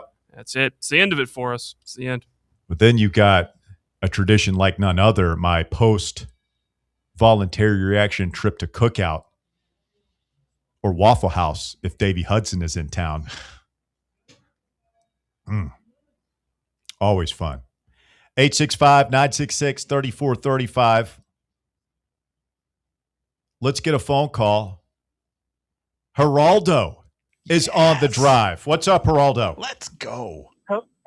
Hello, sir. I'm inside Neyland Stadium right now, hiding so I can watch the scrimmage and give you nugs tomorrow. We haven't even mentioned.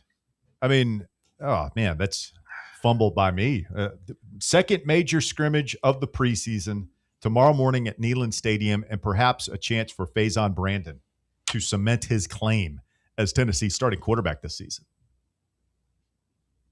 Yes, and I'm going to witness it. Are you really, or is this an op? Is this a work, a skit? No, I'm inside Neyland Stadium, and I actually, if the listener wouldn't mind just leaving, maybe a Big Mac meal or something outside the gate, and I'll sneak down and get it when nobody is watching, and I'll eat it tonight. Where are you going to position yourself to watch this thing, though, tomorrow, if that's the case, Geraldo? Wouldn't you like to know? Wouldn't you like to know? Just walk down there on the sideline. Yeah. Have you got Tennessee gear on?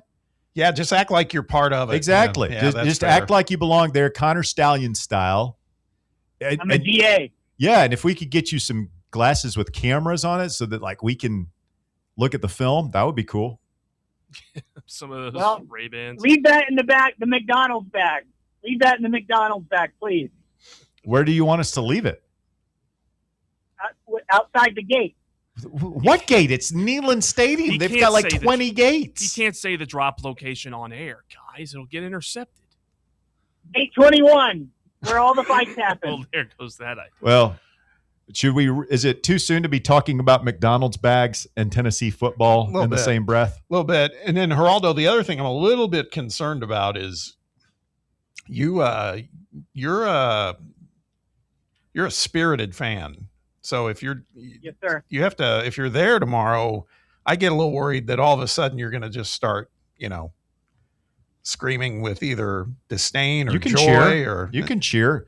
I picture Geraldo as having a very, no offense, Geraldo, womanish scream. Like, give me when Tennessee scores a touchdown, when Faison runs it in for the winning touchdown against Texas, what noise do you make?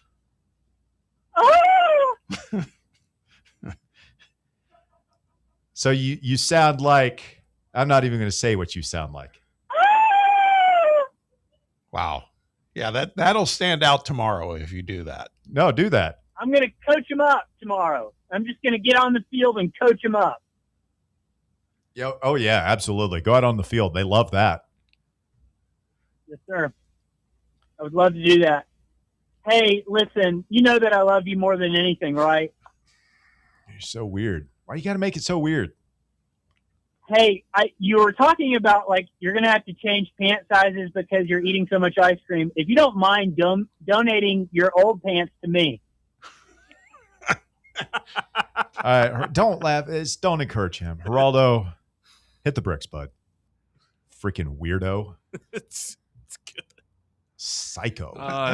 That's a super fan right I there. love him.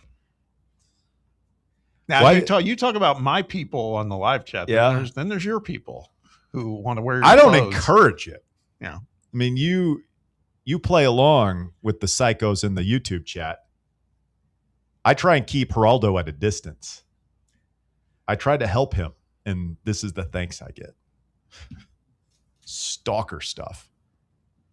DR Vol, speaking of weirdos, is next. What's up, DR? You know, it's football season. Geraldo Vol's calling in wanting your pants. And I worked hard on this. By working hard, I came up with it in like 2 seconds. I want it known that the people in the YouTube chat, they are Baskervidians. They're good people. Baskervidians is good. They are. Pretty good. It's good. Pretty good. Yeah. Yeah, I feel like, I go back and forth. I'm Tiger team. I'm a Smithsonian, and I'm a Baskervidian. It just depends on the day with me. What am I for Faison Brandon? I'm a Brandonista. Is that what you would call it? I believe you're a quarterback guru, is what I believe. There you go. I'm with you. That's what I'm talking about. I'm with you on that. And I'm going to tell you, man, I had visions of sugar plums dancing across my head last night watching BGG. The thought of him and Faison Brandon and Tyreek Keys. Oh, my pants were off, guys. All right, enough with the pants. I mean, can we take it for granted that we're all wearing pants and just move forward accordingly? We really haven't seen You're Walker the one today. said you needed new pant size, Russ. I guess, okay. It's true. Fair enough. Fair enough. I brought this on myself. And I'm with you on that, though, Russ. That is the best thing Andy's has is the key lime pie. Thank if I you. had one near, yeah, we don't have any. I don't even know the closest one here. I guess it's 4 or 5 hours. But if I was close, that's what I'd be eating it. It's bad for your wallet, bad for your waistline. Andy's 100%. very bad. Cut the check. You want this to change. This can go one of two ways. So- I mean, I could be their best brand ambassador of all time. Yeah. This is what you do, Russ. You start walking there to your nearest Andy's, and you could be like Subway back in the day. Just a better person than the Jerry guy, of course. Yeah, well, okay. so. Not exactly setting the bar high right there, but yeah, it's a health food. Speaking of setting the bar high, where's Garrett? Garrett Armbrust, he'll be in for overtime coming up at 6. Wow. Not today, though. He was awesome. Friday. Okay, DR. He was incredible. All right, man. I hear you. Well, you know where he got me. You know what he got? He got me, Walker, was he said he's a one-team guy. what a concept. He strictly pulls for the Tennessee Volunteers. Sorry, I respect that. Support where I went to college. He really set the tone, didn't he, DR? Yeah. Garrett is a one-team kind of guy, and Walker pulls for the devil. It's true. Well, pulls for lots of devils. Yeah, that's what I hear. Yeah. But guys, that last night, he is the one who knocks. I can't get over that first carry. I mean, he did a flip and kept running. My God. I feel like Boobie Miles' uncle in the stands watching him. Now, I don't know if you heard me say this earlier in the show, and I want to see if you agree. Something tells me you might because you're head over heels here. But I think this guy could come into the SEC right now. I don't think it's hyperbole to say he could be like about the third best running back in the SEC like next weekend. I would agree with that, especially the line we've got. That's what I was wondering. I know it's just year to year, and that's what I hate about college football now. But are we losing a lot on this line for next year? Because surely we're going to spend the money to protect this guy. Well, you got another year, David Sanders. You will have, I believe there's another year of Pendleton. Moy will be gone. Sham is back. I'm not sure what year Haslam is. I think he's actually a senior. Jesse Perry is back. Ori Williams is back. You'll be good up front. Yeah. Oh, well, and that receiver from Brentwood, what's his name? That kid's got speed, y'all. My God. And Simon looked good, too, at linebacker. DR Vols giddy right now. Yeah, he is. I am ball leaving, Russ. I mean, pretty balled up. Doesn't make me happier. I am balled up. I just wish I had Andy's key lime pie in my hand, honestly. And going from DGG, I'm going to have to go with BBG as well. Do you know what that is? Do I want to? Bring back Garrett. See you guys. Ooh. Things are getting weird on the live chat. Evan Hendrens asked me now if he could have my pants. So the pants. You got the Baskervillians, the Smithsonians. Walker, you don't have any people. I mean, are they? You don't have any peoples. I don't need them. Yeah, people. My people are the podcast. It's kind of listeners. sad. The Walkmen. The Walkmen. Stay with us. The drive continues. The Cookie Man cometh next on Fan Run Radio. The Drive. Fan Run Radio. Follow us on Facebook, X, TikTok, Instagram. We're everywhere. East Tennessee's digital sports leader. Fan Run Radio, Knoxville. White Claw is taking hard seltzer to new heights with White Claw Surge. At 8% alcohol, White Claw Surge is a stronger wave of refreshment that doesn't compromise on taste. Available in 4 bold waves of flavor like ripe blackberry, citrusy blood orange, zesty natural lime, and tart cranberry. Check out your favorite retailer in-store and online for the White Claw Surge Variety 12-pack and 16-ounce single-serve cans. White Claw Surge. Please drink responsibly. Is your crawl space damp, musty, or showing signs of mold? Call S&D Crawl Space and Insulation. From crawl space encapsulation and mold remediation to waterproofing, insulation, and dehumidifiers, S&D helps protect your home from moisture and poor air quality. Serving Knoxville and surrounding areas, call 865-602-0590. That's 865-602-0590. S&D Crawl Space and Insulation, protecting your home from the ground up.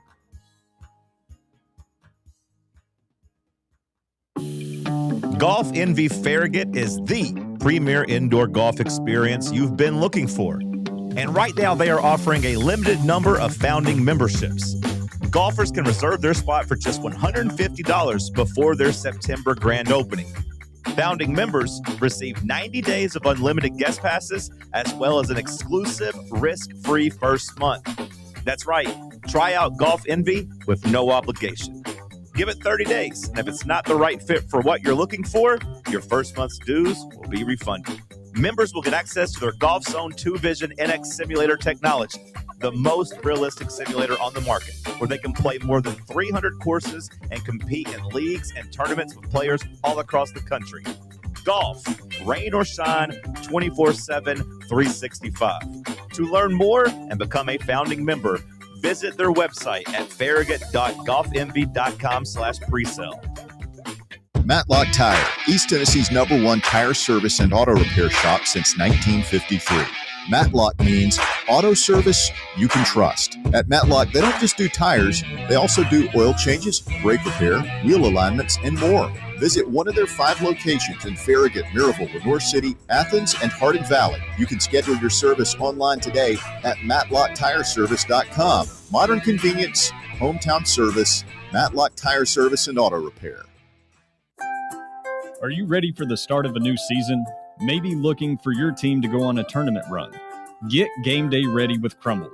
Head on over to your nearest location and pick up 12 pre-selected cookies plus exclusive toppers. When you're looking for dessert options, there's no question about who you should call on. Our listeners already know. Last year, the Dubai chocolate was a home run, along with the brownie batter.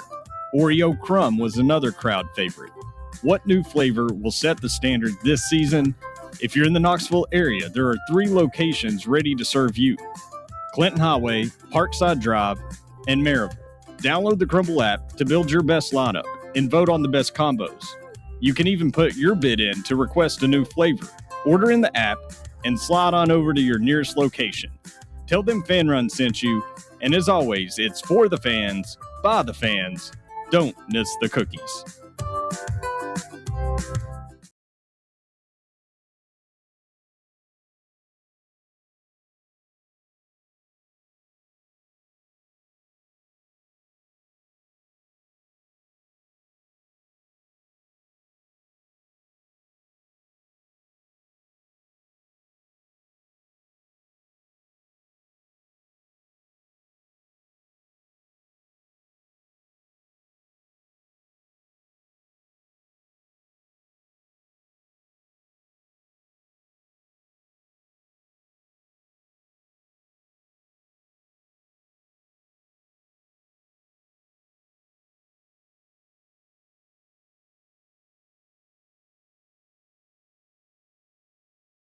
Turn on all across East Tennessee.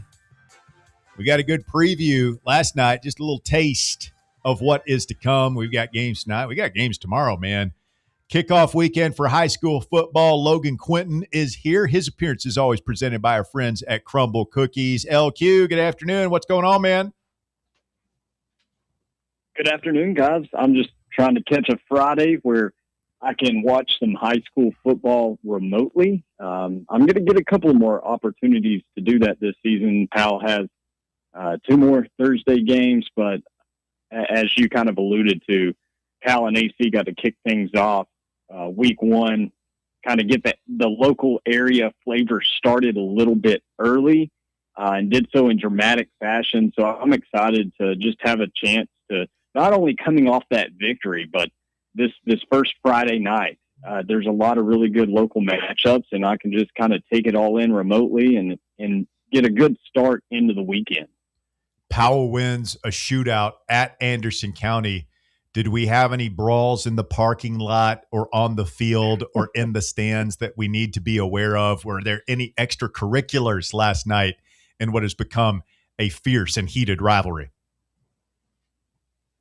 Not that I'm aware of. And, it could have easily formed into something eerily similar to last season. That was a no contest game and due to weather. And there was potential. Luckily, the bad weather came early in the day, but there was potential. I think nearby there was a pop-up cell or of some sort. There was potential there to where weather could become a factor and not just rain, but maybe lightning. Fortunately, got the game in. It felt like it took half a night. That was a really long contest, but man, what a shootout. Like you mentioned, it was a barn burner, and the Panthers took it to the Mavs and burned the barn down, and particularly with the offense. So with a new quarterback, Deuce Rogers has been there seemingly forever, right? And, handing the reins off to Jalen Benjamin.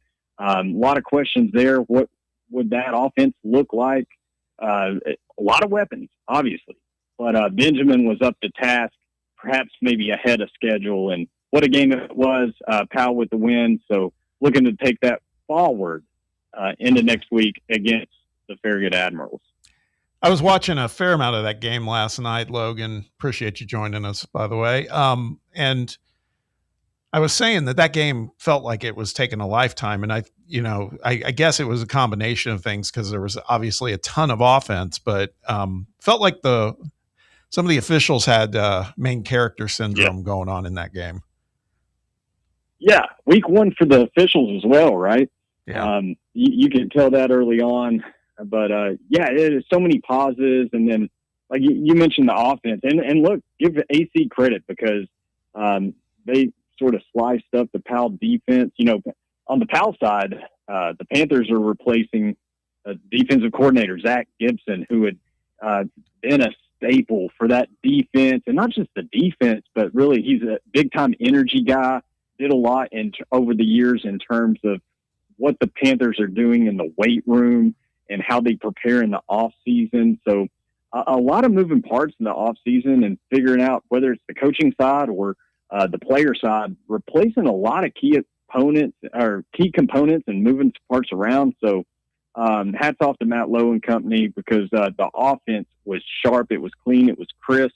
And the Mavericks obviously got a lot of talent. J.D. Gillum, crisp and clean as well. But man, I can't remember the last time Anderson County, for one, gave up that many points, but also turning the ball over that many times. So I'm anxious to kind of circle that team and see what Coach Gillum and company do going forward. And if is this a trend of things to come, or if they kind of, button things down and they get back to that clean type of football that we're used to seeing from Anderson County? Yeah, I bet they clean it up. And, you guys talking about the officials, I didn't get to see the Powell-Anderson County game, but I was watching Baylor and Brentwood, and there were a ton of that was a flag fest too. And I could say this because Bear's not here to argue with me.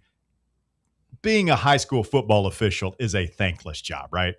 These guys are not paid well, and they get just harassed by the fans. And that's got to be tough, right? Because you're prepared, you know the rules, and if you see a penalty, you want to call it. And you get into a game where there's a bunch of penalties early, and maybe you're thinking, okay, do I need to adjust? Are we being too nitpicky? We're going to be here forever. But if you see a penalty and you're like, I'm not going to call this one, then you're getting yelled at by the other coach, the other team, their fans and everything. So I've always been, for whatever sport, basketball, football, whatever, if you see a penalty, call it. Like, that's your job. You never overlook a penalty and say, well, we're not going to call it at the end of the game, or we're going to go easy. Like, that's why you're there, is to enforce the rules. So I hate seeing games marred by quote unquote over officiating, lots of penalties. I understand it disrupts the rhythm of the game, but the game is the game, and there are rules. And so to me, it's incumbent on the coaches and the players to adjust and get used to it. Yeah. And I will say this, at least the sideline where I resided for the whole night, there was good communication, not just with official and coaches, but also official to official on the side that I was on. So there was at least, like to your point, Russ, even though high volume of flags, at least on the unit that I was able to hear and see, there was some good communication going on. So, a little hard to tell. I got half of the sample, but yeah, I'm with you, Russ. Just looking at some of these games, Logan, you've already touched on a couple of them, but you mentioned Sevier County Farragut playing at Carson Newman. Oak Ridge and Halls, that's a big one, right? I mean, number 5 Oak Ridge, number 12 Halls, Malik Howard, Jarrell Chandler. I mean, there's a lot of talent on the field. We're seeing a lot of that, man. We saw some of it last night. There's going to be a lot of it the whole weekend. Yeah, I told Russ earlier that Halls and Oak Ridge. Look, I'm not saying the Red Devils are going to pull the upset. Maybe they do. Maybe they surprise me a bit. But what I'm more interested in, Bob, in this matchup is the interior, the game between the interior lines on both sides. Because, look, Oak Ridge, not a lack of weapons. You mentioned Malik Howard, also Mill Porter at running back. They have other receiving options there. They're bringing a big time transfer. That no lack of weapons. That's what you can say about Oak Ridge just about year in and year out. But I'm worrying about the game up front. That's sort of the weak spot that people are expecting to see from the Wildcats. This is a Derek Rang club that got off to a 9-0 start last season and then ended the season 0-2. So there were some building blocks last year, obviously, but now they're coming in with the mindset to kind of turn things up. And like I said, that interior intrigues me because Halls, if they're ahead of schedule on offensive defensive line, and they're a little bit ahead of schedule at quarterback because they're replacing a really good quarterback in Amari Lethko, they could be really interesting in 5A. And going up against this 6A opponent, it's at home. If you're the Red Devils, you get things started at home. And Oak Ridge, look, they have weapons, and Jarrell Chandler can do a lot.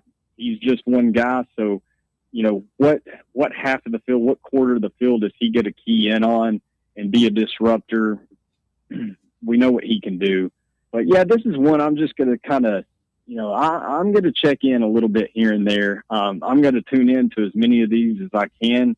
But, if Oak Ridge beats Halls by 2 or 3 touchdowns, I'm more concerned about, what that Oak Ridge interior looks like, and also same for Halls going forward.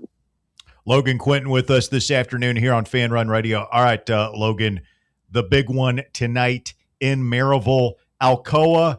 Maryville, the Battle of Blount County doesn't get any better than this. Alcoa has won 3 of the last 4 against mighty Maryville, including a 28-21 thriller last year. Both teams returning a quarterback. You've got a Georgia commitment, Jameer Dean, playing for Alcoa at wide receiver this year. Again, recurring theme, lots of talent on the field. How do you see this one shaking out? The Red Rebels are desperate to win one against the Tornadoes tonight. I see this being a one-score game. I'm thinking more along the lines of a 17-13 variety. We all know what we get with the Blount County special. A wise man once told me, expect the unexpected. You never know what's going to transpire in this rivalry. The lots may go out. Maybe the field folds in half. Who knows? But, man, I'm real excited about this one. You mentioned the talent, the prospects.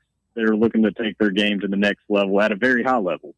The quarterback play, Thomas Manu and Will Jones. I'm struggling. I'm on my way home. I was racking my brain trying to think about the last time you had the combination of talent and experience in a quarterback matchup at this level.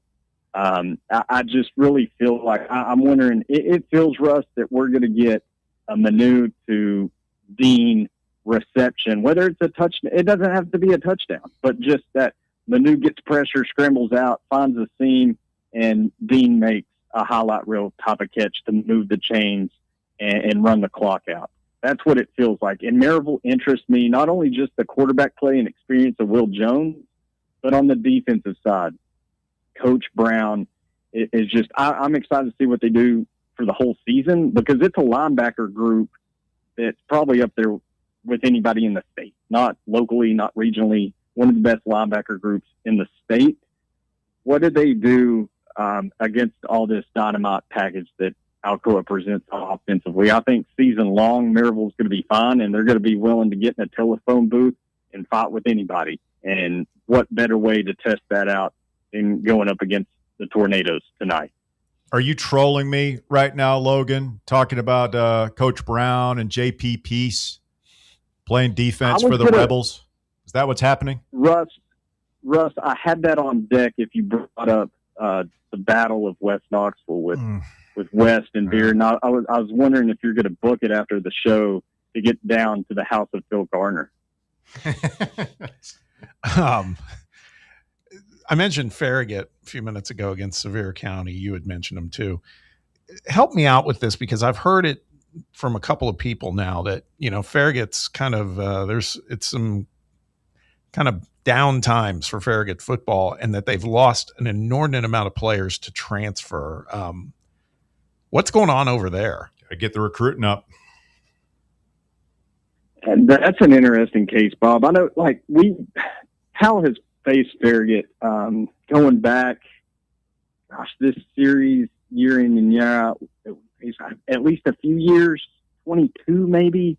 I don't know, but my point is, look, the Admirals beat the Panthers a couple years ago on a Hail Mary, and last year took the Panthers to the wire. They were without Deuce Rogers. Brody Hollowell put the team on his back and just forced a 1-point victory. Like they have been there up in. They beat Maryville. What was it? 2 seasons ago? 3? How long has it been now? Upset Maryville. Like, even though the record, and they've had maybe a sore spot or two in their schedule on the resume, they've been able to have that bulletin board type of win here and there. And you're right, Bob. That's totally fair. I mean, I'm on the same channel as you are when it comes to that, kind of that reputation or that prognostication, what to expect from Farragut this season. It does not help matters that Oak Ridge is now in 6A in that region. You know what I mean? And it's a tough deal.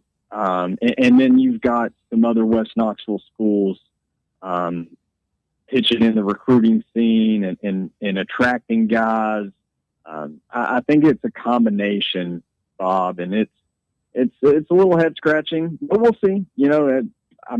We'll see what they look like. But I'm kind of on the same channel with you when it comes to the Admirals. We'll see next week. They come to Powell next week. I'll get an up close view of them. But yeah, that's a tough deal. I mean, starting out against Sevier County and then turn around to Powell.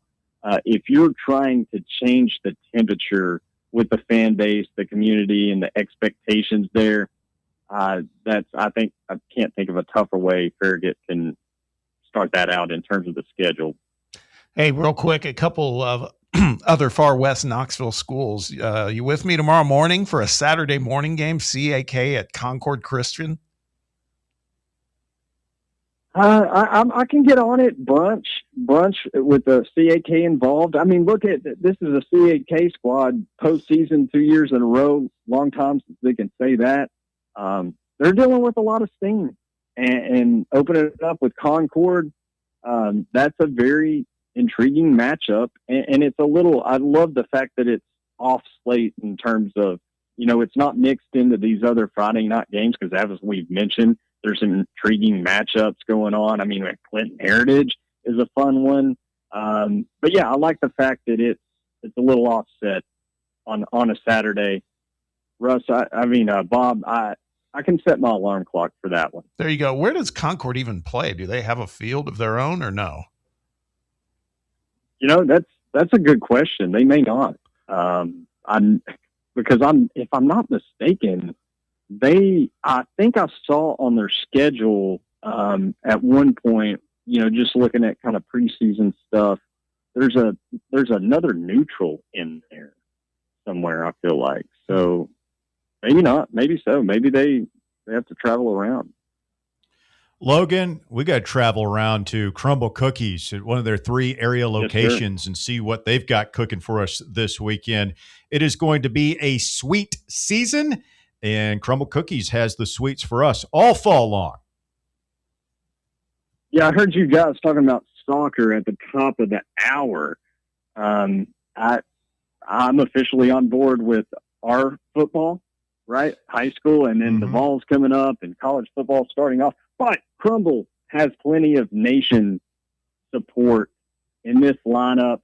We've got the creme brulee cookie, the cannoli cookie, chocolate tiramisu, even the Swedish candy cookie. And this is when I first heard about this, I thought, they're going with like a couple of Swedish fish on top of a sugar cookie or something. No, this is an all nations type of flair this week at Crumble. This one in particular, marbled strawberry and vanilla cookie mixed with strawberry, topped with, some vanilla mousse in there, dusted with a sour sugar, and then finished with the vanilla Bubs candy piece. I'm not familiar with the brand or what's going on there. Sounds more dynamic to me than just the Swedish fish, but I've got my eyes on the creme brulee. This all looks fantastic. The cannoli cookie. That sounds good. Leave the gun. Take the cannoli cookies. You've got the chocolate tiramisu cake. Jeez. You know how I feel about tiramisu. And then, are you familiar with stroopwafel, Bob? Yeah. My Dutch in-laws introduced me to stroopwafel, which is a great, delectable Dutch treat. They've got the stroopwafel sandwich cookie at Crumble Cookies this week only. So, yeah, man, head on over there. Get your sugar fix. You're going to be the hero when you walk in with a box of Crumble Cookies this week. LQ, we appreciate you. Anything else before we let you run? Yeah, I'm wondering if the stroopwafel will be this year's Dubai chocolate at Crumble. But yeah, Russ, before I head out, would like to shout out one matchup we didn't mention: Hardin Valley at Carnes. Oh. Underrated, they're connected out there, the same neighborhood, right? And shout out to the Carnes AV program. If you want to tune into that, go to Carnes Network on YouTube. I hear that there's going to be some familiar faces in terms of the community locally, some names and voices you will recognize. Red McMahon heads up that AV program. I know him personally, does an amazing job. I've worked with him. But Hardin Valley and Carnes should be a fun one to get things started out week one. So folks in that area, go scoop up Crumble Cookies, Clinton Highway, Parkside Drive, then head on over there if you're wanting to catch an underrated matchup, or tune in, like I said, to the Carnes Network. Absolutely. All right, Logan, we appreciate you, my friend. Enjoy the games tonight, and we will talk again next week. Thank you, fellas. Logan Quinton, Logan. The Cookie Man, brought to you by Crumble Cookies this afternoon. 3 locations, the OG spot out on Bill Clinton Highway. They are in Turkey Creek on Parkside Drive, and, of course, in beautiful Maryville, where, boy, that is going to be the place to be. I would imagine that place is just about packed already. At least the student section is for Maryville and Alcoa tonight. We got to take a quick time out. Stay with us. It is The Drive. More Fan Run Radio coming up. The Drive. Fan Run Radio, because yelling at the radio is cheaper than season tickets. One homestand remaining to see your Knoxville Smokies in action. That's it. The first week of September, your Smokies are home against the Chattanooga Lookouts, and we're closing out the season with amazing promotions every night. Taco Tuesday and All-You-Can-Eat Wednesday, less than $20 for tons of food and game tickets. Nice. Our final Thirsty Thursday, final fireworks show, and we end the season with our fan appreciation game. Get your tickets now at SmokiesBaseball.com. Knoxville Smokies. Is your yard starting to look more wild than welcoming? Yeah, don't let your landscape be that house on the block. At ECR Total Landscapes, we make sure your outdoor space is something you're proud of. From de-weeding flower beds to leaf blowing, trimming, mulching, and more, completely customizable to your property's specific needs. We'll handle it all. Why spend your weekends sweating it out in the yard when you can just sit back and enjoy it? That's the ECR difference. And right now, new customers can get 10% off your first month of our monthly maintenance package when you sign up for a full calendar year. That's right. Consistent, reliable service at a price that makes it easy to get started. No sweat, no hassle, just a better looking lawn week after week. Call ECR Total Landscapes today and mention promo code FANRUN to save 10% on your first month. Call 865-384-2012 or visit us online at ecrtotallandscapes.com. Is your crawl space damp, musty, or showing signs of mold? Call S&D Crawl Space and Insulation. From crawl space encapsulation and mold remediation to waterproofing, insulation, and dehumidifiers, S&D helps protect your home from moisture and poor air quality. Serving Knoxville and surrounding areas, call 865-602-0590. That's 865-602-0590. S&D Crawl Space and Insulation, protecting your home from the ground up.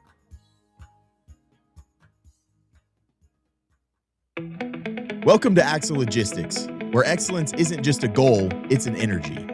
As a leading third-party logistics company, Axle is powered by an award-winning culture built on a work hard, play hard mentality. Here, the drive for success is contagious and hard work never goes unnoticed. Whether you're just starting out or looking to level up, Axle Logistics is the place to launch your career. Join us and take your ambition to the stars. To learn more, visit axlelogistics.com.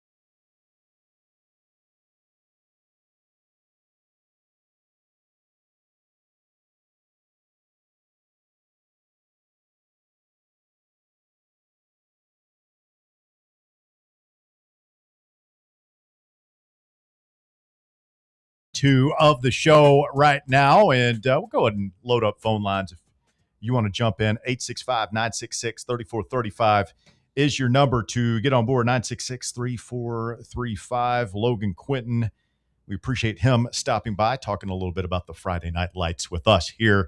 And yeah, man, it's going to be a very exciting evening. Hopefully my West Rebels can get up off the mat at Bearden tonight. Walker, we didn't talk about your alma mater, but they're probably going to get knocked down. They're going to Upperman. George Quarles is? They're traveling to Upperman. Upperman. It's a tough first matchup. They're very good. Hey, you got GQ on the sideline. You got a chance. I'm prepared for some growing pains in the immediate future, but down the line, sandbagging Smith over there. I'm not saying, I'm just a realist about what this might look like. We still got to make sure that we fill out the whole roster is what we want. Our guy Phil earlier in the live chat made a very sober comment saying, I think, we talked about Catholic's got a tough schedule ahead of them. Phil was like, I'm not sure Catholic wins a game this year.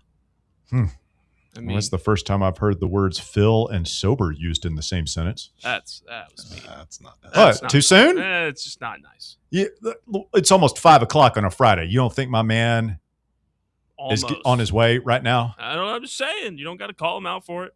It's a Friday.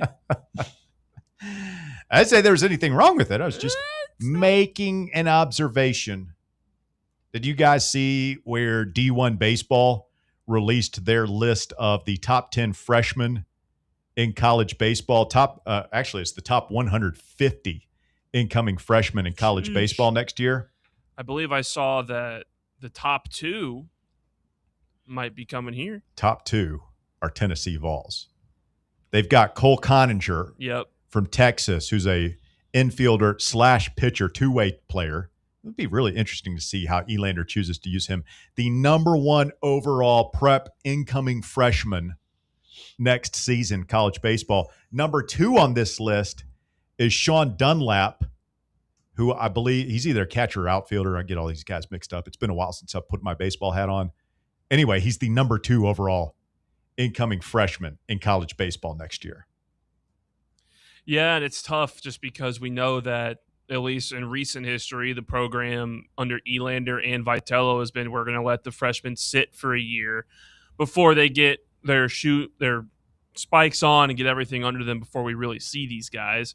So it's exciting to see that we're going to have them on the roster. I just hope that we're going to be able to keep them all, at least all the ones that are good. I mean, you won't be able to keep all the freshmen, and there's going to be guys that leave that you're like, oh man, I kind of like the Ethan Moore kid this year. And so, but I just feel like we're probably getting into an era where you're going to be plugging so many of your immediate needs through the transfer portal that it's probably going to be like it was last year, where you really only have we had 2 true freshmen make an impact last year, right?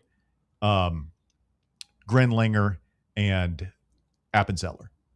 Yes. And there were a couple of others that played the two-way pitcher who pitched a little bit. You had a couple of the guys getting games and that, get their feet wet a little bit, but really it was only those two who were regular players for you. So I think it's probably going to be the same. But if these two, Dunlap and Coninger, are the top two freshmen in college baseball next year, then looking pretty good. Yeah. Couple of others on here. James Tronstein, the number 5 overall player. He is a Vandy boy.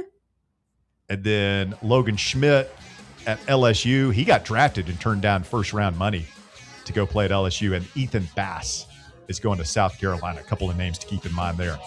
Stay with us. Hour number 3 of The Drive coming up. It's Fan Run Radio. The Drive. Every fan has an opinion, and at Fan Run Radio, yours actually matters. Call in, text us, or comment on our YouTube feed and be a part of the conversation every single day.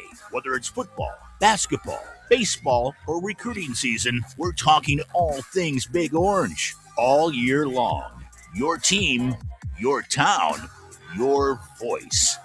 Fan Run Radio, the flagship station for Tennessee fans. Citizens National Bank. Are you getting penalized because you can't make it to your bank on time? No need for unnecessary roughness. It's time for a new game plan. Easily manage your accounts with Citizens National Bank's mobile banking app. Check your balance, deposit a check, and pay a bill all from your phone with CNB's mobile banking. Citizens National Bank. Banking never felt so good. Member FDIC. In a world filled with deadlines and screens, sometimes we forget the simple joys of life, days filled with special moments. At Inward Half, we understand the essence of these moments. Feel the difference between our breathable fabrics and flexible apparel as you disconnect from the hustle and bustle and reconnect with what truly matters. Inward Half, simple luxury for on and off the course. Blackford Veterinary Surgery Referral specializes in surgeries not regularly performed by your pet's general veterinarian. They're currently accepting referrals from vets all across the country. With their newly renovated state-of-the-art surgery center and highly trained staff, clients can rely on professional and thorough care. If your vet says that your pet needs surgery or rehab, ask for a referral to Blackford Vet and let them get your best friend back on its feet. Located conveniently in West Knoxville. For more information, visit blackfordvetsurgery.com. Life insurance. Why are you putting it off? Can't afford it? Too much hassle? Think you don't need it? There's lots of excuses for putting off life insurance. But if you weren't there, who would pay the mortgage and other bills? With Ethos, you could be covered in 10 minutes and boom, family protected. Ethos, fast and easy online term life insurance. Up to $2 million in coverage with no medical exam. Some policies as low as $1 a day. Answer a few health questions and get your free quote at getethos.com. That's getethos.com. For 250 years, America has been more than a place. It's been a promise, a story of courage, hope, and dreams. And through it all, local TV and radio broadcasters have been there, telling the story of America, bringing truth to light. From every city street to every country road. And each generation, broadcasters tell the story of who we are and who we aspire to be. We are America's storytellers. We are broadcasters. You're listening to FM 105.7 and AM 1340, WKGN Knoxville, and W289CU Knoxville, Fan Run Radio. September 10th isn't just a sale, it's an experience. Join us as Liquor Vault celebrates its first anniversary with the biggest savings event of the year. Experience rare bourbon drops, surprising barrel releases, and complimentary tastings all day. For the wine enthusiasts, you can check out Jason Drotar's Wine Passport Experience. Cigars, they've got them too. Enjoy hourly giveaways, exclusive one-day only anniversary pricing, and surprises throughout the day. Find a Vault Golden Ticket and receive exclusive access to Liquor Vault's highly anticipated end-of-year rare bourbon allocation. People will be talking about this event for months. The only question is, will you be there? The Vault Experience, September 10th, only at Liquor Vault's anniversary party. Located at 2901 Tazewell Pike, Check out their specials and sign up to get discounts at liquorvault.com. It's time for The Drive's Top 5 at 5.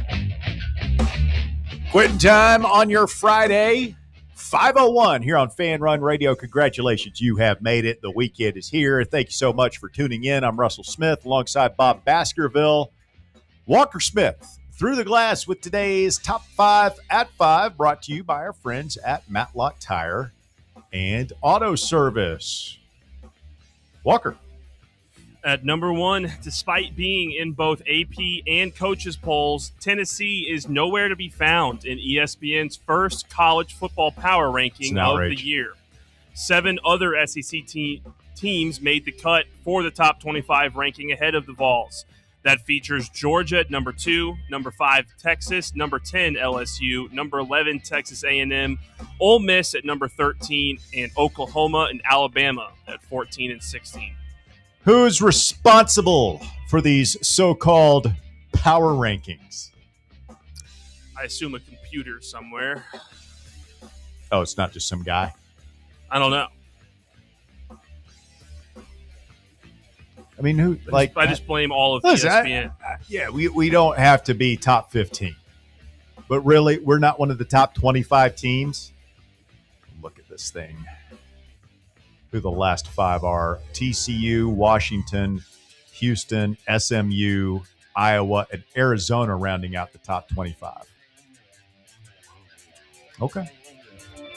Bulletin board material. Yeah, I mean, I like it. It's everybody is sleeping on the Vols this year. The doubters. 22. They're doubters, all of them. I kind of like it. Nowhere to go but up. Yep, for sure. At number 2, Tennessee linebacker Amari Campbell and defensive back Ty Redmond have been named to the Chuck Bednarik Award watch list, which is presented to the College Football Defensive Player of the Year at the end of the season. I'm sorry, who's that? It's Amari Campbell and Ty Redmond. Okay. Up for one of the Defensive Player of the Year award watch lists. Redmond's getting a lot of love, man. It's going to be really good. Yeah. I wonder if they'll let him scrimmage tomorrow. I remember he was out sick like the first week and did not scrimmage in the last.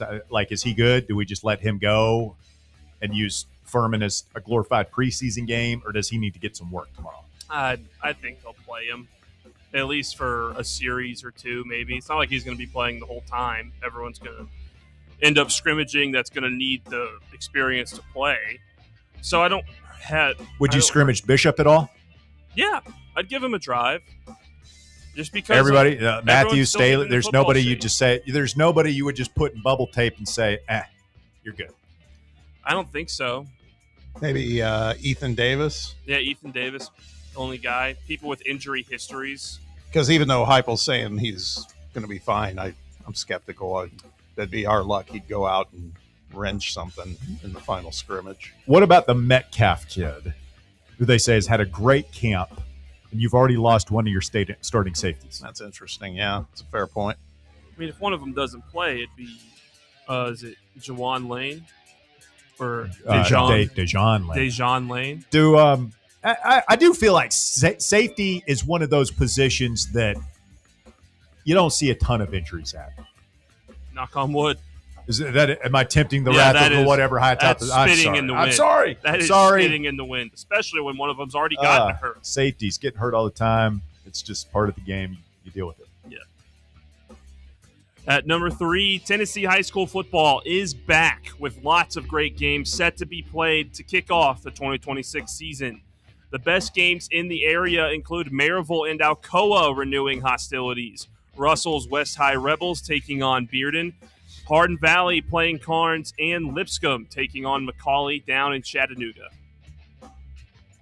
Ooh, it's a big weekend, man. I don't think some talent will be on the field down there. A couple of big games in Chattanooga kick off the weekend here. I think I saw Riverdale. They've got 5 SEC commits in their starting lineup. Oh. Is that any good? Catholic beat them 20-6 last year in Murfreesboro. Really? Catholic had a good team last year. I mean, cheated.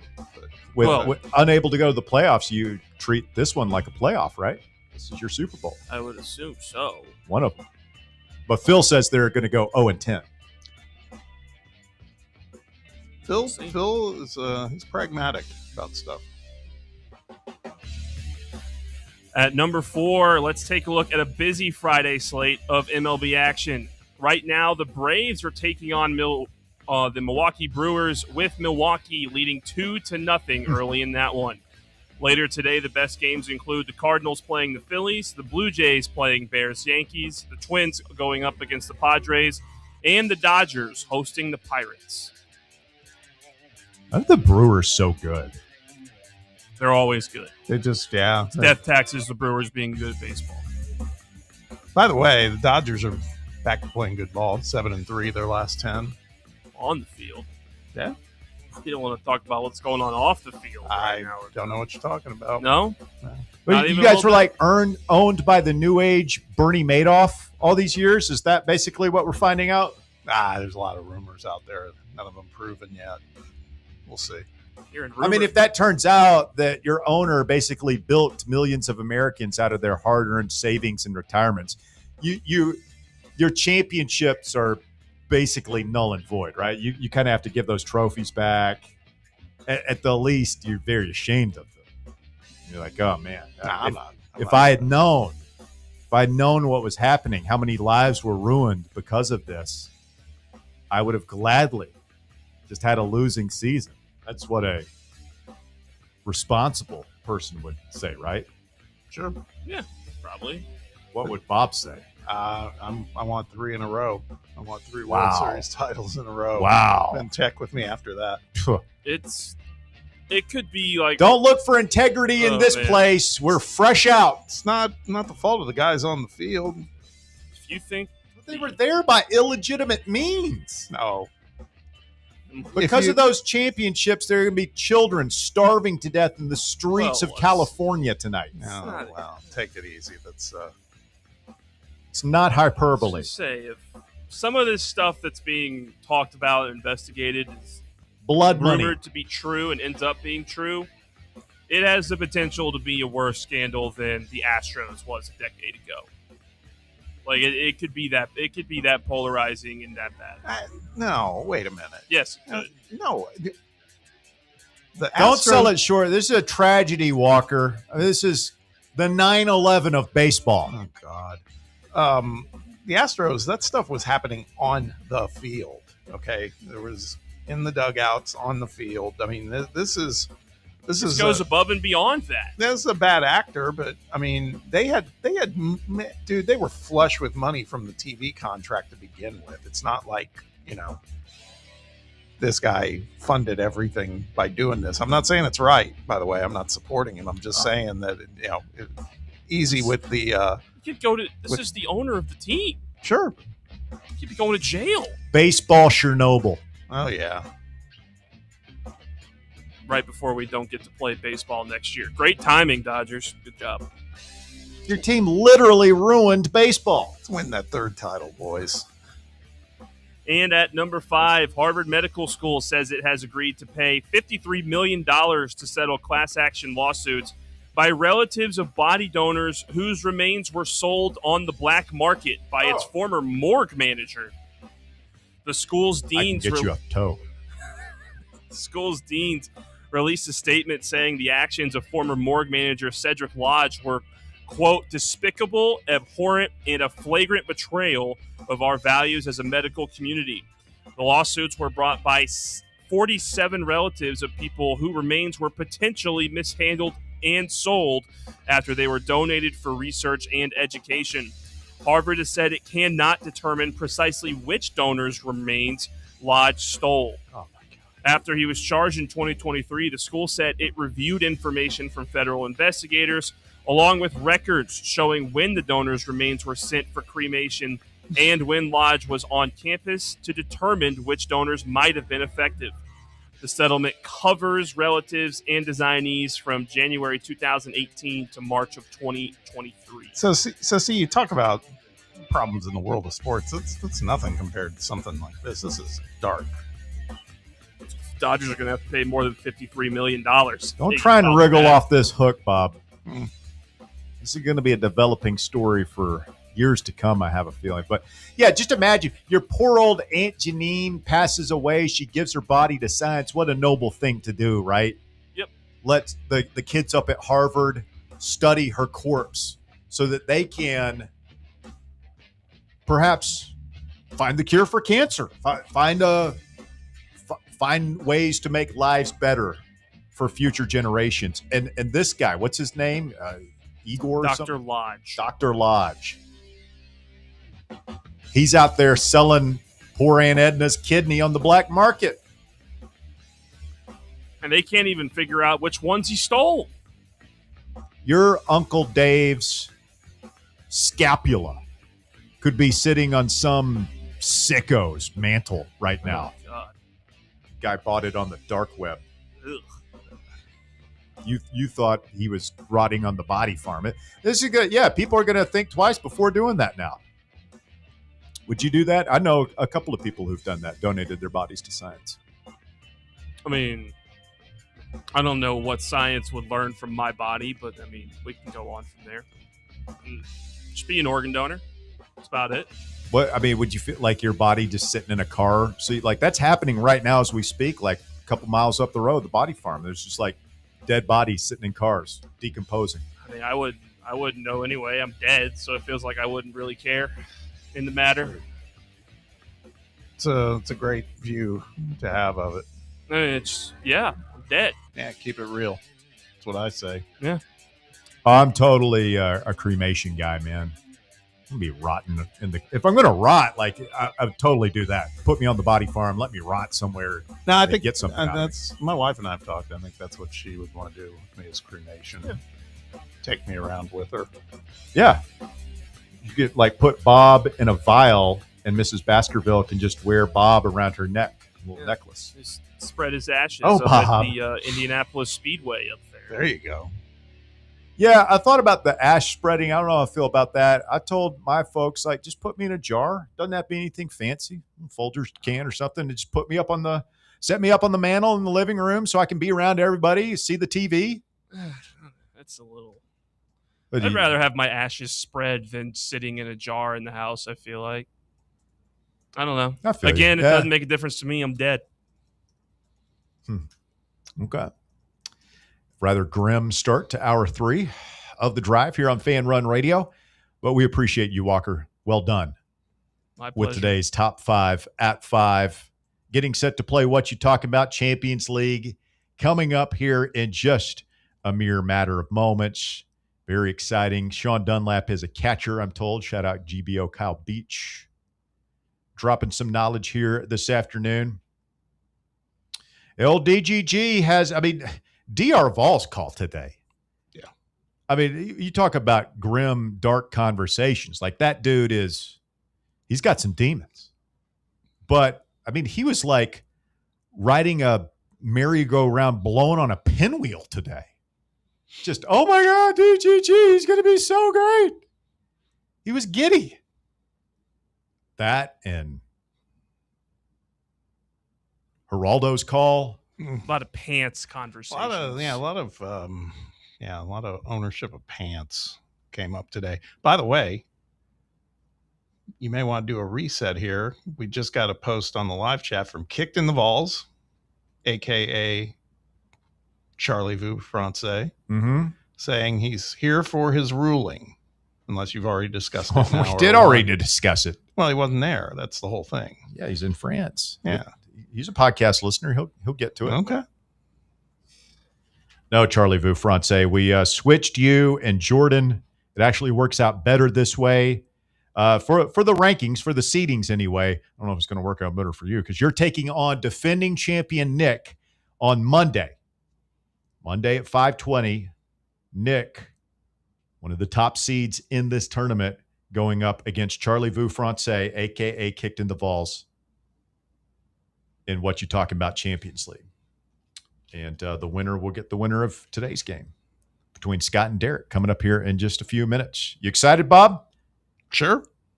This is your first What You Talk About Champions League experience. Yeah. As a member of the Drive.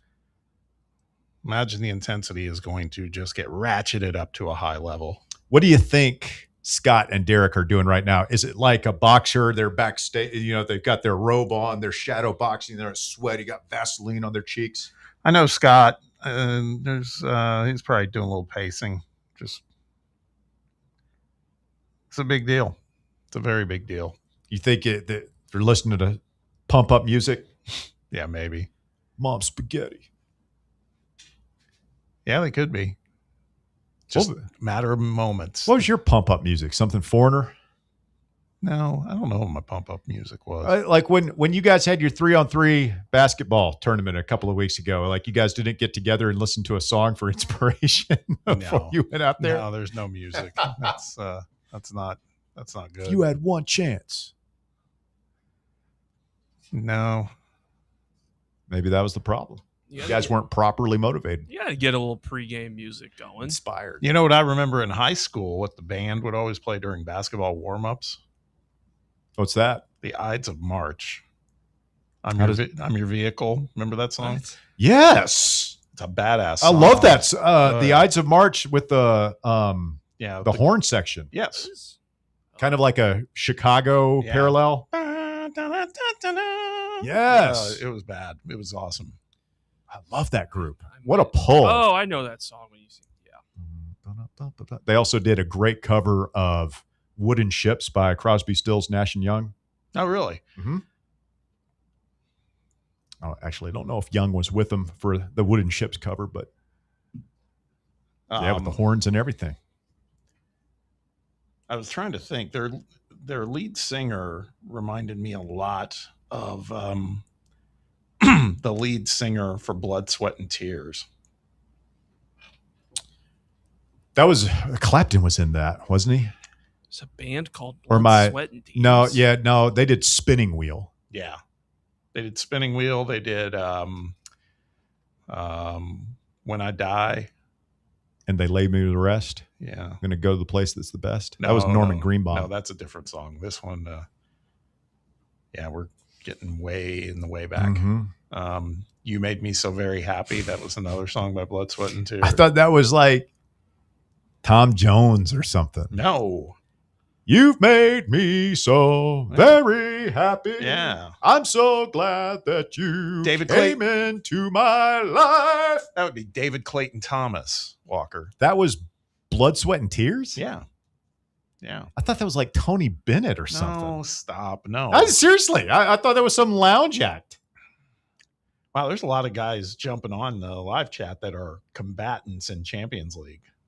Good. Jay is saying, we're letting the tension build a little bit here, He's fellas. like, when am I going? Derek's on board. He says, I'm ready to get the upset win. Okay. It's about to get real, boys.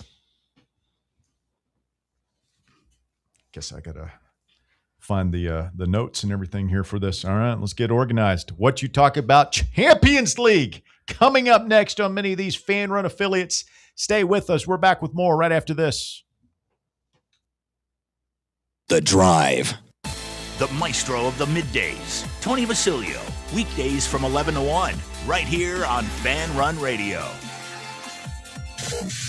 Is your car ready for the road ahead? At Matlock Tire and Auto Service, they've got everything you need to keep you and your family safe on the road. Whether you need new tires, a quick oil change, or expert repairs, Matlock is your one-stop shop that keeps you moving safely. Matlock's certified technicians offer top-notch service for brakes, alignments, batteries, and more. Plus, they carry all the top tire brands, and they're the home of the world-famous Price Match Guarantee. Bring in any competitor's ad, and they'll match the exact same tire for the exact same price. That's how Matlock Tire goes the extra mile for you. Convenient, reliable, affordable. Matlock Tire and Auto Service. Visit any of their 5 area locations in East Tennessee, in Farragut, Lenoir City, Maryville, Athens, and Hardin Valley. Find the location nearest you and schedule your appointment online today at matlocktireservice.com. Is your crawl space damp, musty, or showing signs of mold? Call S&D Crawl Space and Insulation. From crawl space encapsulation and mold remediation to waterproofing, insulation, and dehumidifiers, S&D helps protect your home from moisture and poor air quality. serving Knoxville and surrounding areas. Call 865-602-0590. That's 865-602-0590. S&D Crawl Space and Insulation, protecting your home from the ground up. Vol fans, reimagine your home at Broadway Carpets and Flooring for any remodeling or building needs. With a variety of carpets, rugs, hardwood, vinyl, and stone, Broadway has all the flooring and installation options you're looking for, including pet-resistant products like Pet Perfect Carpet from Shaw Floors. Visit their showroom in downtown Knoxville or the location in West Knoxville located on Kingston Pike near Pellissippi Parkway today. Are you ready for the start of a new season? Maybe looking for your team to go on a tournament run? Get game day ready with Crumble. Head on over to your nearest location and pick up 12 pre-selected cookies plus exclusive toppers. When you're looking for dessert options, there's no question about who you should call on. Our listeners already know. Last year, the Dubai chocolate was a home run, along with the brownie batter. Oreo crumb was another crowd favorite. What new flavor will set the standard this season? If you're in the Knoxville area, there are 3 locations ready to serve you: Clinton Highway, Parkside Drive, and Maryville. Download the Crumble app to build your best lineup and vote on the best combos. You can even put your bid in to request a new flavor. Order in the app and slide on over to your nearest location. Tell them Fan Run sent you, and as always, it's for the fans, by the fans. Don't miss the cookies. Hey Vols fans, Cody Brown here. I grew up right here in Tennessee and know what it means when someone says, I've got your back. That's why you can trust Farm Bureau Insurance of Tennessee. Whether it's your home, your vehicle, your family's future, or the business you built from the ground up, we will show up for all of your insurance needs. We are Tennesseans who understand what matters, which is doing right by you. Insurance is not all about just paperwork and policies, but it's about the people we insure every day. So if you want insurance that hits home, give me a call at 865-992-3871. Go Vols.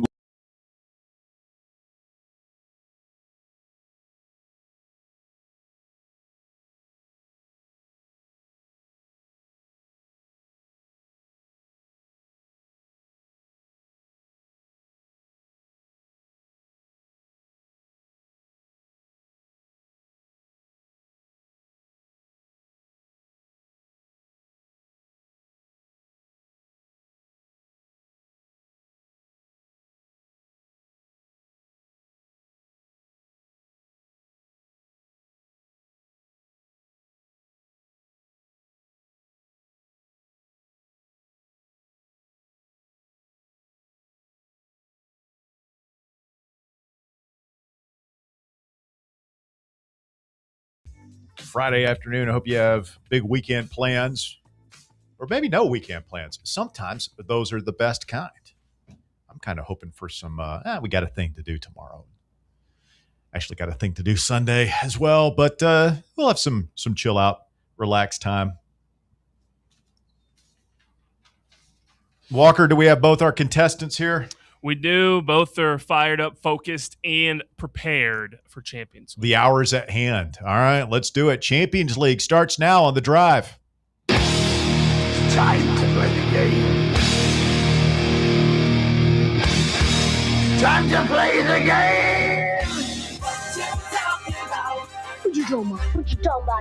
What you talking about? What you talking about? What you talking about? What you talking about? What you talking about? What you talking about? What you talking about?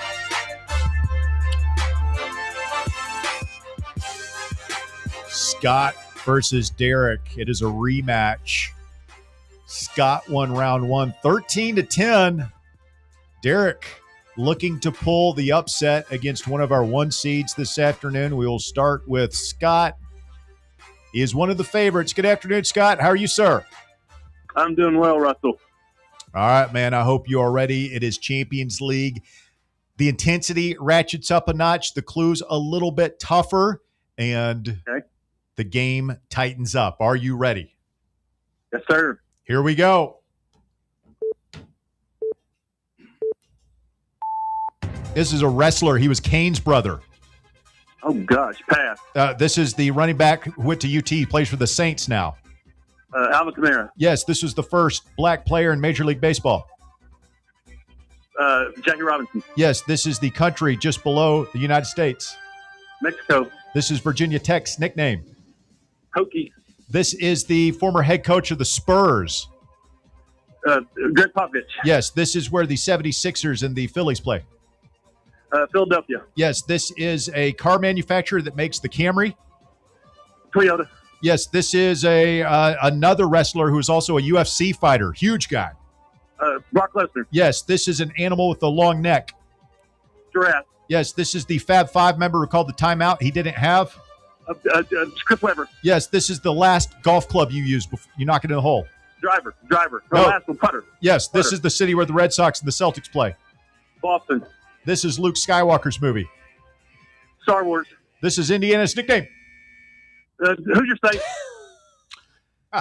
Can't give Or you Hoosiers. Nope. Can't give you Hoosiers. So you missed the first the You Undertaker. got to clarify Indiana the university or Indiana the state. I'd try to spit it, Hoosier Scott. State- Calm down. It didn't. You wouldn't have beaten the buzzer anyway. Yeah. Okay, all right, Mr. Indiana over there. Yes. I was trying to do you proud there, Bob. I'm sorry. No, you're good. What do you end up with? 13. 13. Again. A strong, It's a good score, considering he passed on the first one. Yeah. That first one was. Who's Kane's Yeah. brother? I gotta say that was tough. The Undertaker. Undertaker. I wanted to guess it, but I just like, man, I don't know. Just go. So I think the rest were pretty good. All right, we'll see if the strategy pays off. Scott, hang right there. Derek is up next. Hello, Derek. Oh, I'm here. All right, Derek, you've been here before. Scott put up a Yes. 13 against you once before. You put up a 10. If you put up and you came back and you won against one of our low scorers against you put up 2 10s. You're going to have to step up your game here, Scott. Not going to lie to you. You're going to need 3 more. 13 would force a playoff. Yep. Well, let's go get them. Let's go get him. All right, here we go. Are you ready? Yep, I'm ready. All right.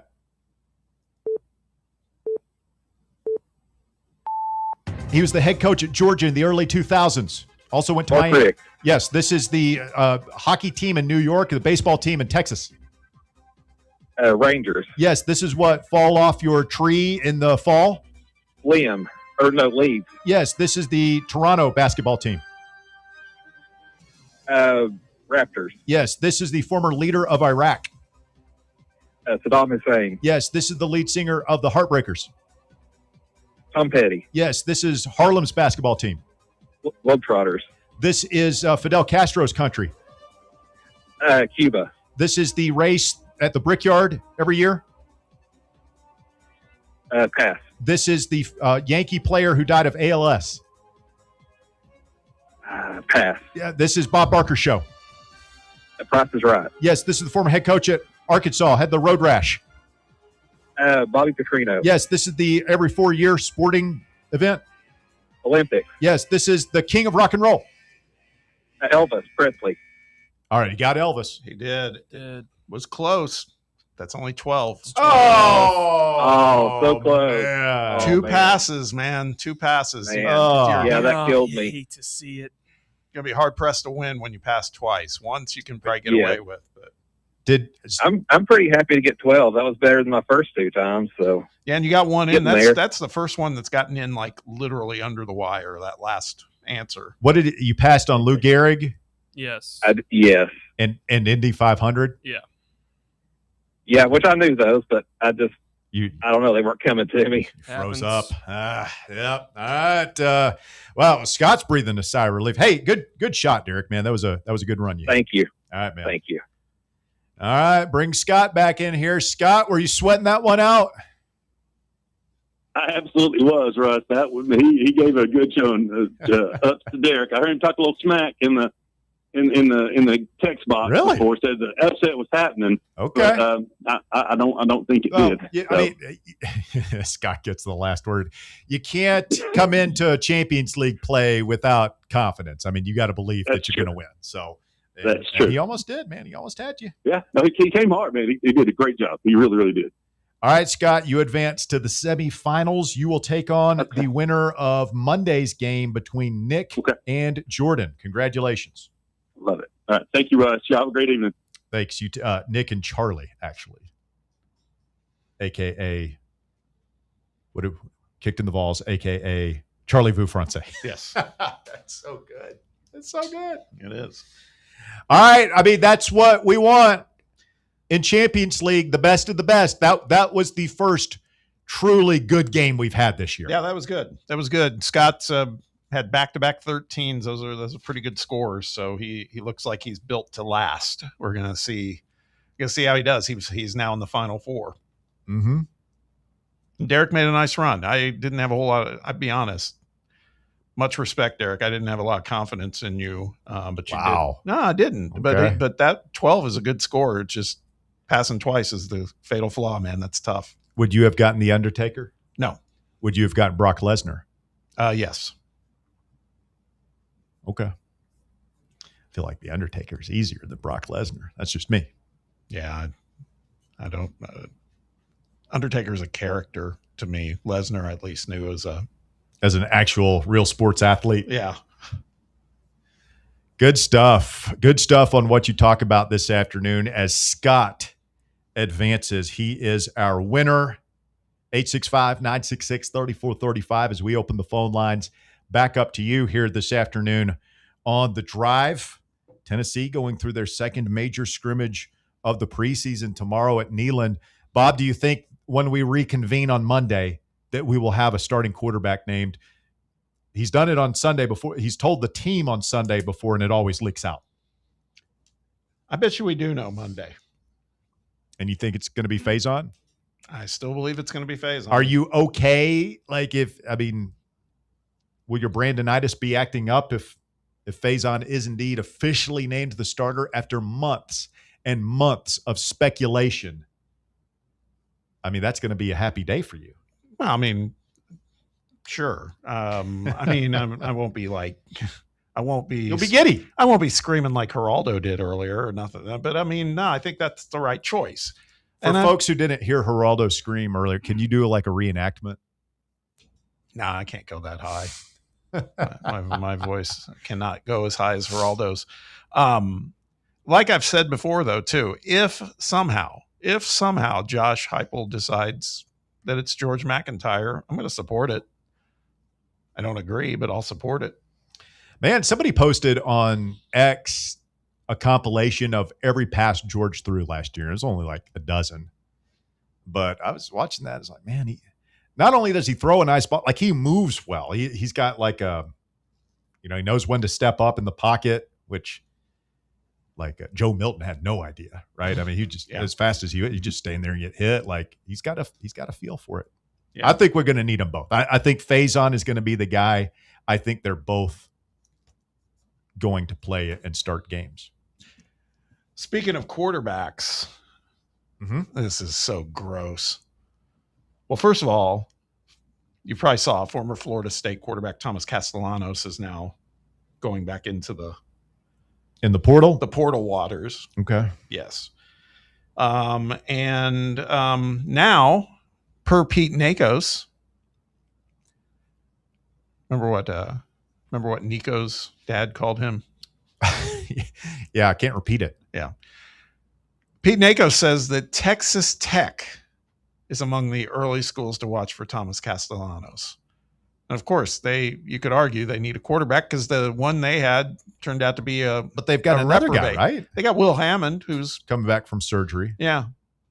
But so would Castellanos be able to walk in there and win that job in 2 weeks? I don't know, but he's a mobile quarterback. That much I know. And I just feel like, again, this is what I hate about Texas Tech. I keep calling them the Beverly Hillbillies. They just come in and throw money at everything, and it's been working for them to some degree.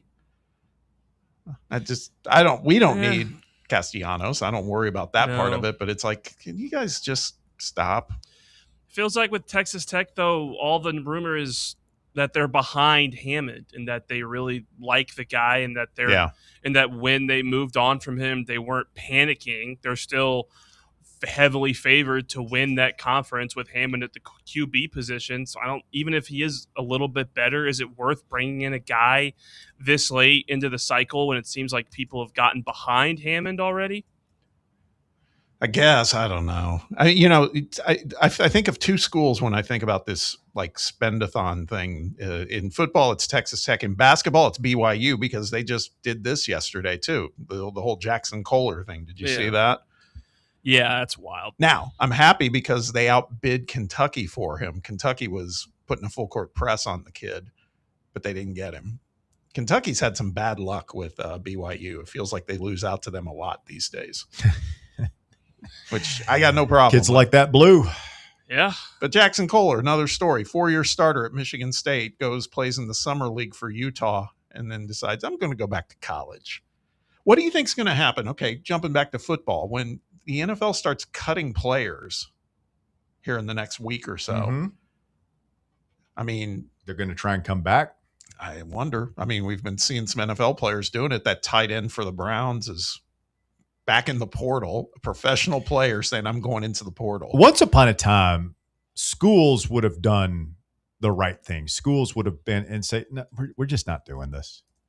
But like there's such a short supply of integrity and just a every man for himself mentality that pervades all of college sports, especially in the power conferences, that it's just going to be gross. It's just going to be gross until I don't know. Maybe it's gross forever. Maybe it's just gross.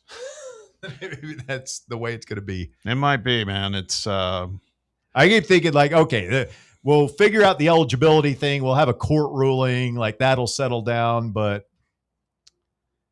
I've been saying that for 5 years. I will say this. I think some of this might be further exacerbated because guys like us don't have as much to talk about in the summer. So we're looking for every little thing. Once the games get started, I think this will have to diminish, right? Right? Like when the season starts, we Yeah. won't be adding players all year long. Yeah. I don't know. Maybe it's going to be like Alabama. Like guys just going to be suing. I was supposed to play I was on the Browns practice squad for the first 4 weeks and then they cut me. I want to go play for Alabama. And they'll try and make it happen. Oh, no. Hell, we probably would too. I wonder how active we've been in like pursuing. It doesn't seem like we've been active at all. Yeah.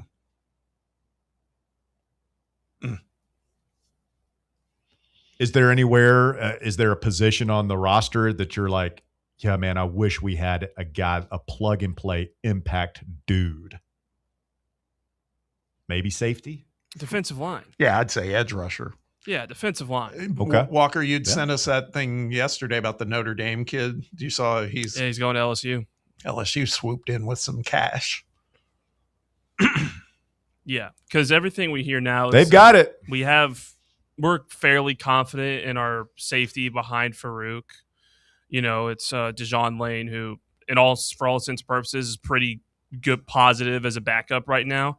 Whereas our biggest concern on the defense is we're not sure our defensive line is anywhere near as good as it's been in the past 3 years. Yeah. So you put a playmaker on there, one of these guys, think about how good we'd be thinking our defense could be then. Yep. The trick is finding a guy that's good enough to be that impact dude, but not good enough to play in the NFL. Mm-hmm. Nick Matthews on the live chat says, we are unserious. And then he refers to what we just talked about, the LSU get of this edge rusher from Notre Dame. Hey, man, LSU, like we ain't got no money to pave our roads or fund our schools, but damn it, we got money to fund the Tigers. Sure do. They've got their priorities down there. Absolutely. Yeah. Rando, you're on the drive, Fan Run Radio. What's up, man? Speaking of Louisiana, hey guys, how are you? Got a quick question before I go to sports topics. So I'm working nights again right now, so it's very early Friday morning ish for me. What day am I going officially next week? Tuesday or Wednesday? It's Wednesday. Wednesday Okay. against Jordan. Yes, I thought it was Wednesday. Okay, cool. You ready? Definitely be available. Oh, I'm ready. You'd be available, but are you ready, Rando? Get Jordan on the phone right now. Let's go. Okay. That's what I want. That's what tunnel vision, laser focus. I just want to make sure you understand Jordan's nickname. He's proclaiming he's the master of the minute. No, that's fine. He can be the master of the minute. Is he going to be the master of that minute or a minute? There you go. Because when it all comes down and the buzzer starts, the tension goes up, guys. Didn't he have like a Game of Thrones long list of things to call him? Oh yeah, all sorts of things. The guesser of the unguessable and a bunch of other he's stuff. coming for you, Rando. Jordan thinks he's going to walk up, slap you across the face, and say, "What? What you going to do?" You know what? Hey, I may have to at some point this year pick a cheese wrapper up off the floor. I may have to do it. But I don't have a flashy name because Rando speaks for itself, guys. Here's what Rando, while we're on the topic. Oh God. Yeah. He's got he's got a multitude of nicknames. Jordan, first of his name, master of the minute, conqueror of clues, guesser of the unguessable, protector of the power T, and rightful heir to the what you talking about throne. So he's feeling himself. You got to go just put him in his place is what I'm thinking. Hey, did Babe Ruth call himself the Sultan of SWAT, or was that name given to him by someone else? That's a good question. The greatest nicknames are given by others. The greatest do not give themselves nicknames. Yeah, I mean, when your name is George Herman and people start calling you Babe, do you really need? I mean, first of all, you got the best nickname ever. You're the Babe. People are like, that's not enough. He needs more nicknames. He was the greatest of his era, without question.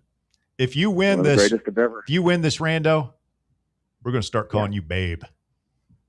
Hey, go for it. Go for it. Walker says, right, I really hope he doesn't win now. So just to recap kind of the week a little bit, just real quick, I'll go back a couple of days and then bring it to today's talk too. I am 50 years old. I have been waiting for 45 years. I've been waiting since I was cognizant of what was going on to see Tennessee and Alabama square it off in the crimson and the orange. And I cannot wait for the third Saturday now, because that is going to be so sweet.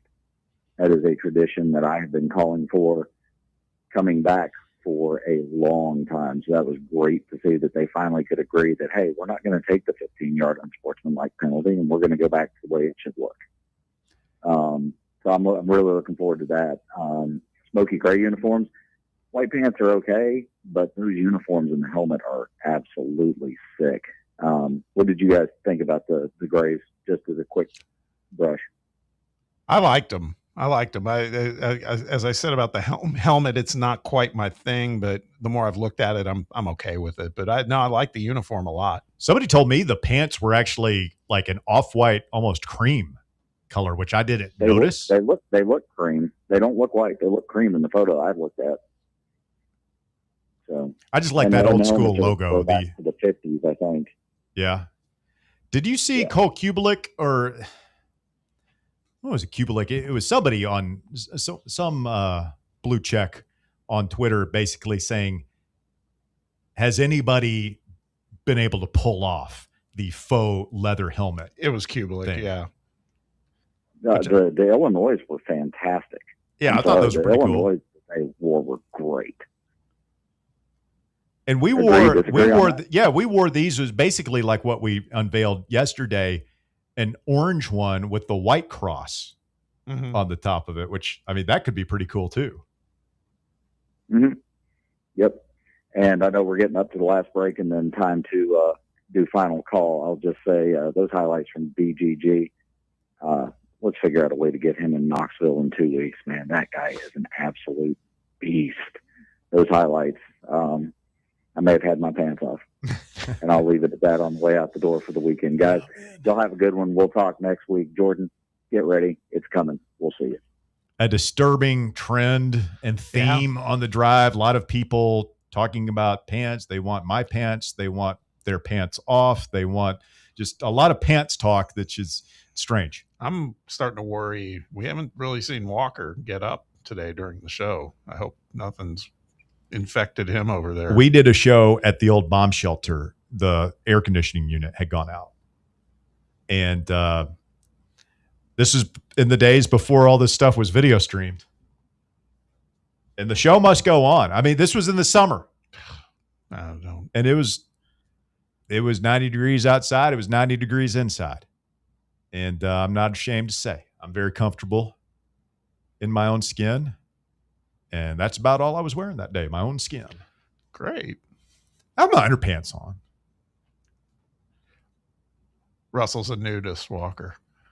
I No wonder Geraldo's asking for your pants. refuse not to be comfortable, man. I'm going to do the show. Like, it's 90 degrees. Do you want me to sit inside a sweltering building fully clothed for 3 I hours? thought you were going to say maybe you took your shirt off or something. I mean, I've never, ever thought about, man, I'm so hot. This is me and the boys. In my midsection, in my nether regions. I was sweaty, man. Oh, that's weird. That's Just super me and the weird. boys hanging out, so to speak. The locker room radio. That probably made Bear was probably excited. Okay. I mean, sitting next to a physical specimen like this, who wouldn't be? Yeah. Yep. Stay with us. The shocking conclusion of the drive coming up. Speak now, forever hold your peace. 865-966-3435. 966-3435. Back to wrap things up right after this. The Drive. East Tennessee Sports Authority. This is Fan Run Radio. Knoxville.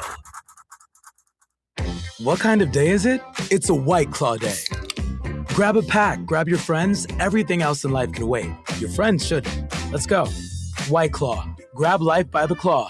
Please drink responsibly. Hard seltzer with flavors. White Claw Seltzer Works, Chicago, Illinois. Citizens National Bank. Are you getting penalized because you can't make it to your bank on time? No need for unnecessary roughness. It's time for a new game plan. Easily manage your accounts with Citizens National Bank's mobile banking app. Check your balance, deposit a check, and pay a bill all from your phone with CNB's mobile banking. Citizens National Bank. Banking never felt so good. Member FDIC. Does tooth pain have you on the injured list? Don't get stuck on the bench watching from the sidelines. Hi, I'm Dr. Jacob Wolko, inviting you to come let Knoxville Smiles get you back in the game. Bring your whole roster in for our winning checkup. We'll keep your smile shining bright under the Friday night lights and gear it up for Saturday afternoon kickoff. Visit us online at knoxvillesmiles.com or just call 865-539-1776. Smile brighter with Knoxville Smiles. Is your crawl space damp, musty, or showing signs of mold? Call S&D Crawl Space and Insulation. From crawl space encapsulation and mold remediation to waterproofing, insulation, and dehumidifiers, S&D helps protect your home from moisture and poor air quality. Serving Knoxville and surrounding areas, call 865-602-0590. That's 865-602-0590. S&D Crawl Space and Insulation, protecting your home from the ground up. Is your yard starting to look more wild than welcoming? Yeah, don't let your landscape be that house on the block. At ECR Total Landscapes, we make sure your outdoor space is something you're proud of. From de-weeding flower beds to leaf blowing, trimming, mulching, and more, completely customizable to your property's specific needs. We'll handle it all. Why spend your weekends sweating it out in the yard when you can just sit back and enjoy it? That's the ECR difference. And right now, new customers can get 10% off your first month of our monthly maintenance package when you sign up for a full calendar year. That's right. Consistent, reliable service at a price that makes it easy to get started. No sweat, no hassle, just a better looking lawn week after week. Call ECR Total Landscapes today and mention promo code FANRUN to save 10% on your first month. Call 865-384-2012 or visit us online at ecrtotallandscapes.com. Welcome to Axle Logistics, where excellence isn't just a goal, it's an energy. As a leading third-party logistics company, Axle is powered by an award-winning culture built on a work hard, play hard mentality.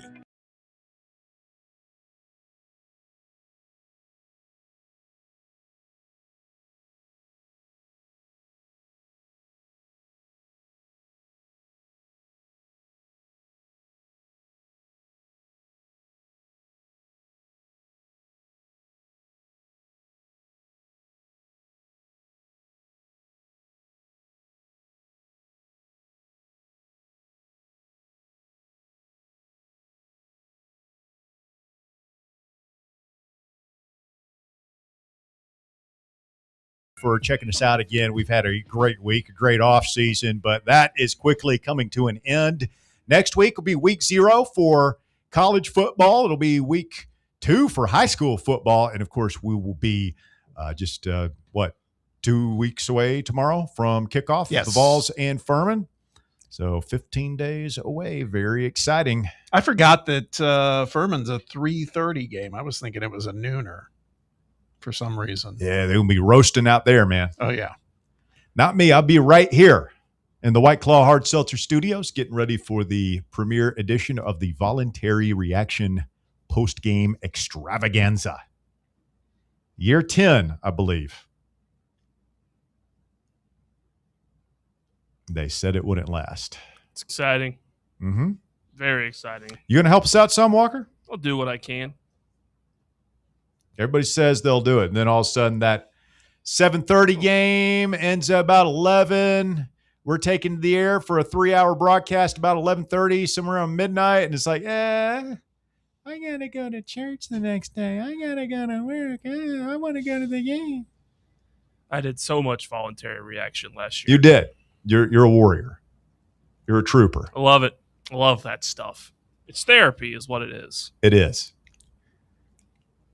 After the most deflating losses of the last 10 years, after doing voluntary reaction afterwards, I always feel so much better. Like walking out, yes. I feel good. Like you lost or whatever, but that the feeling of losing a big college football game, soul crushing. Like as it's happening, like and you're just coming to terms with it, watching the other fan base celebrate, and just that feeling of just despair and agony. Can't do anything about it. Nobody wins all the games. Even Alabama loses. Indiana's going to lose some games. Yeah. It's just it's part of it, man. You can't have the sweet without the bitter. No, you can't.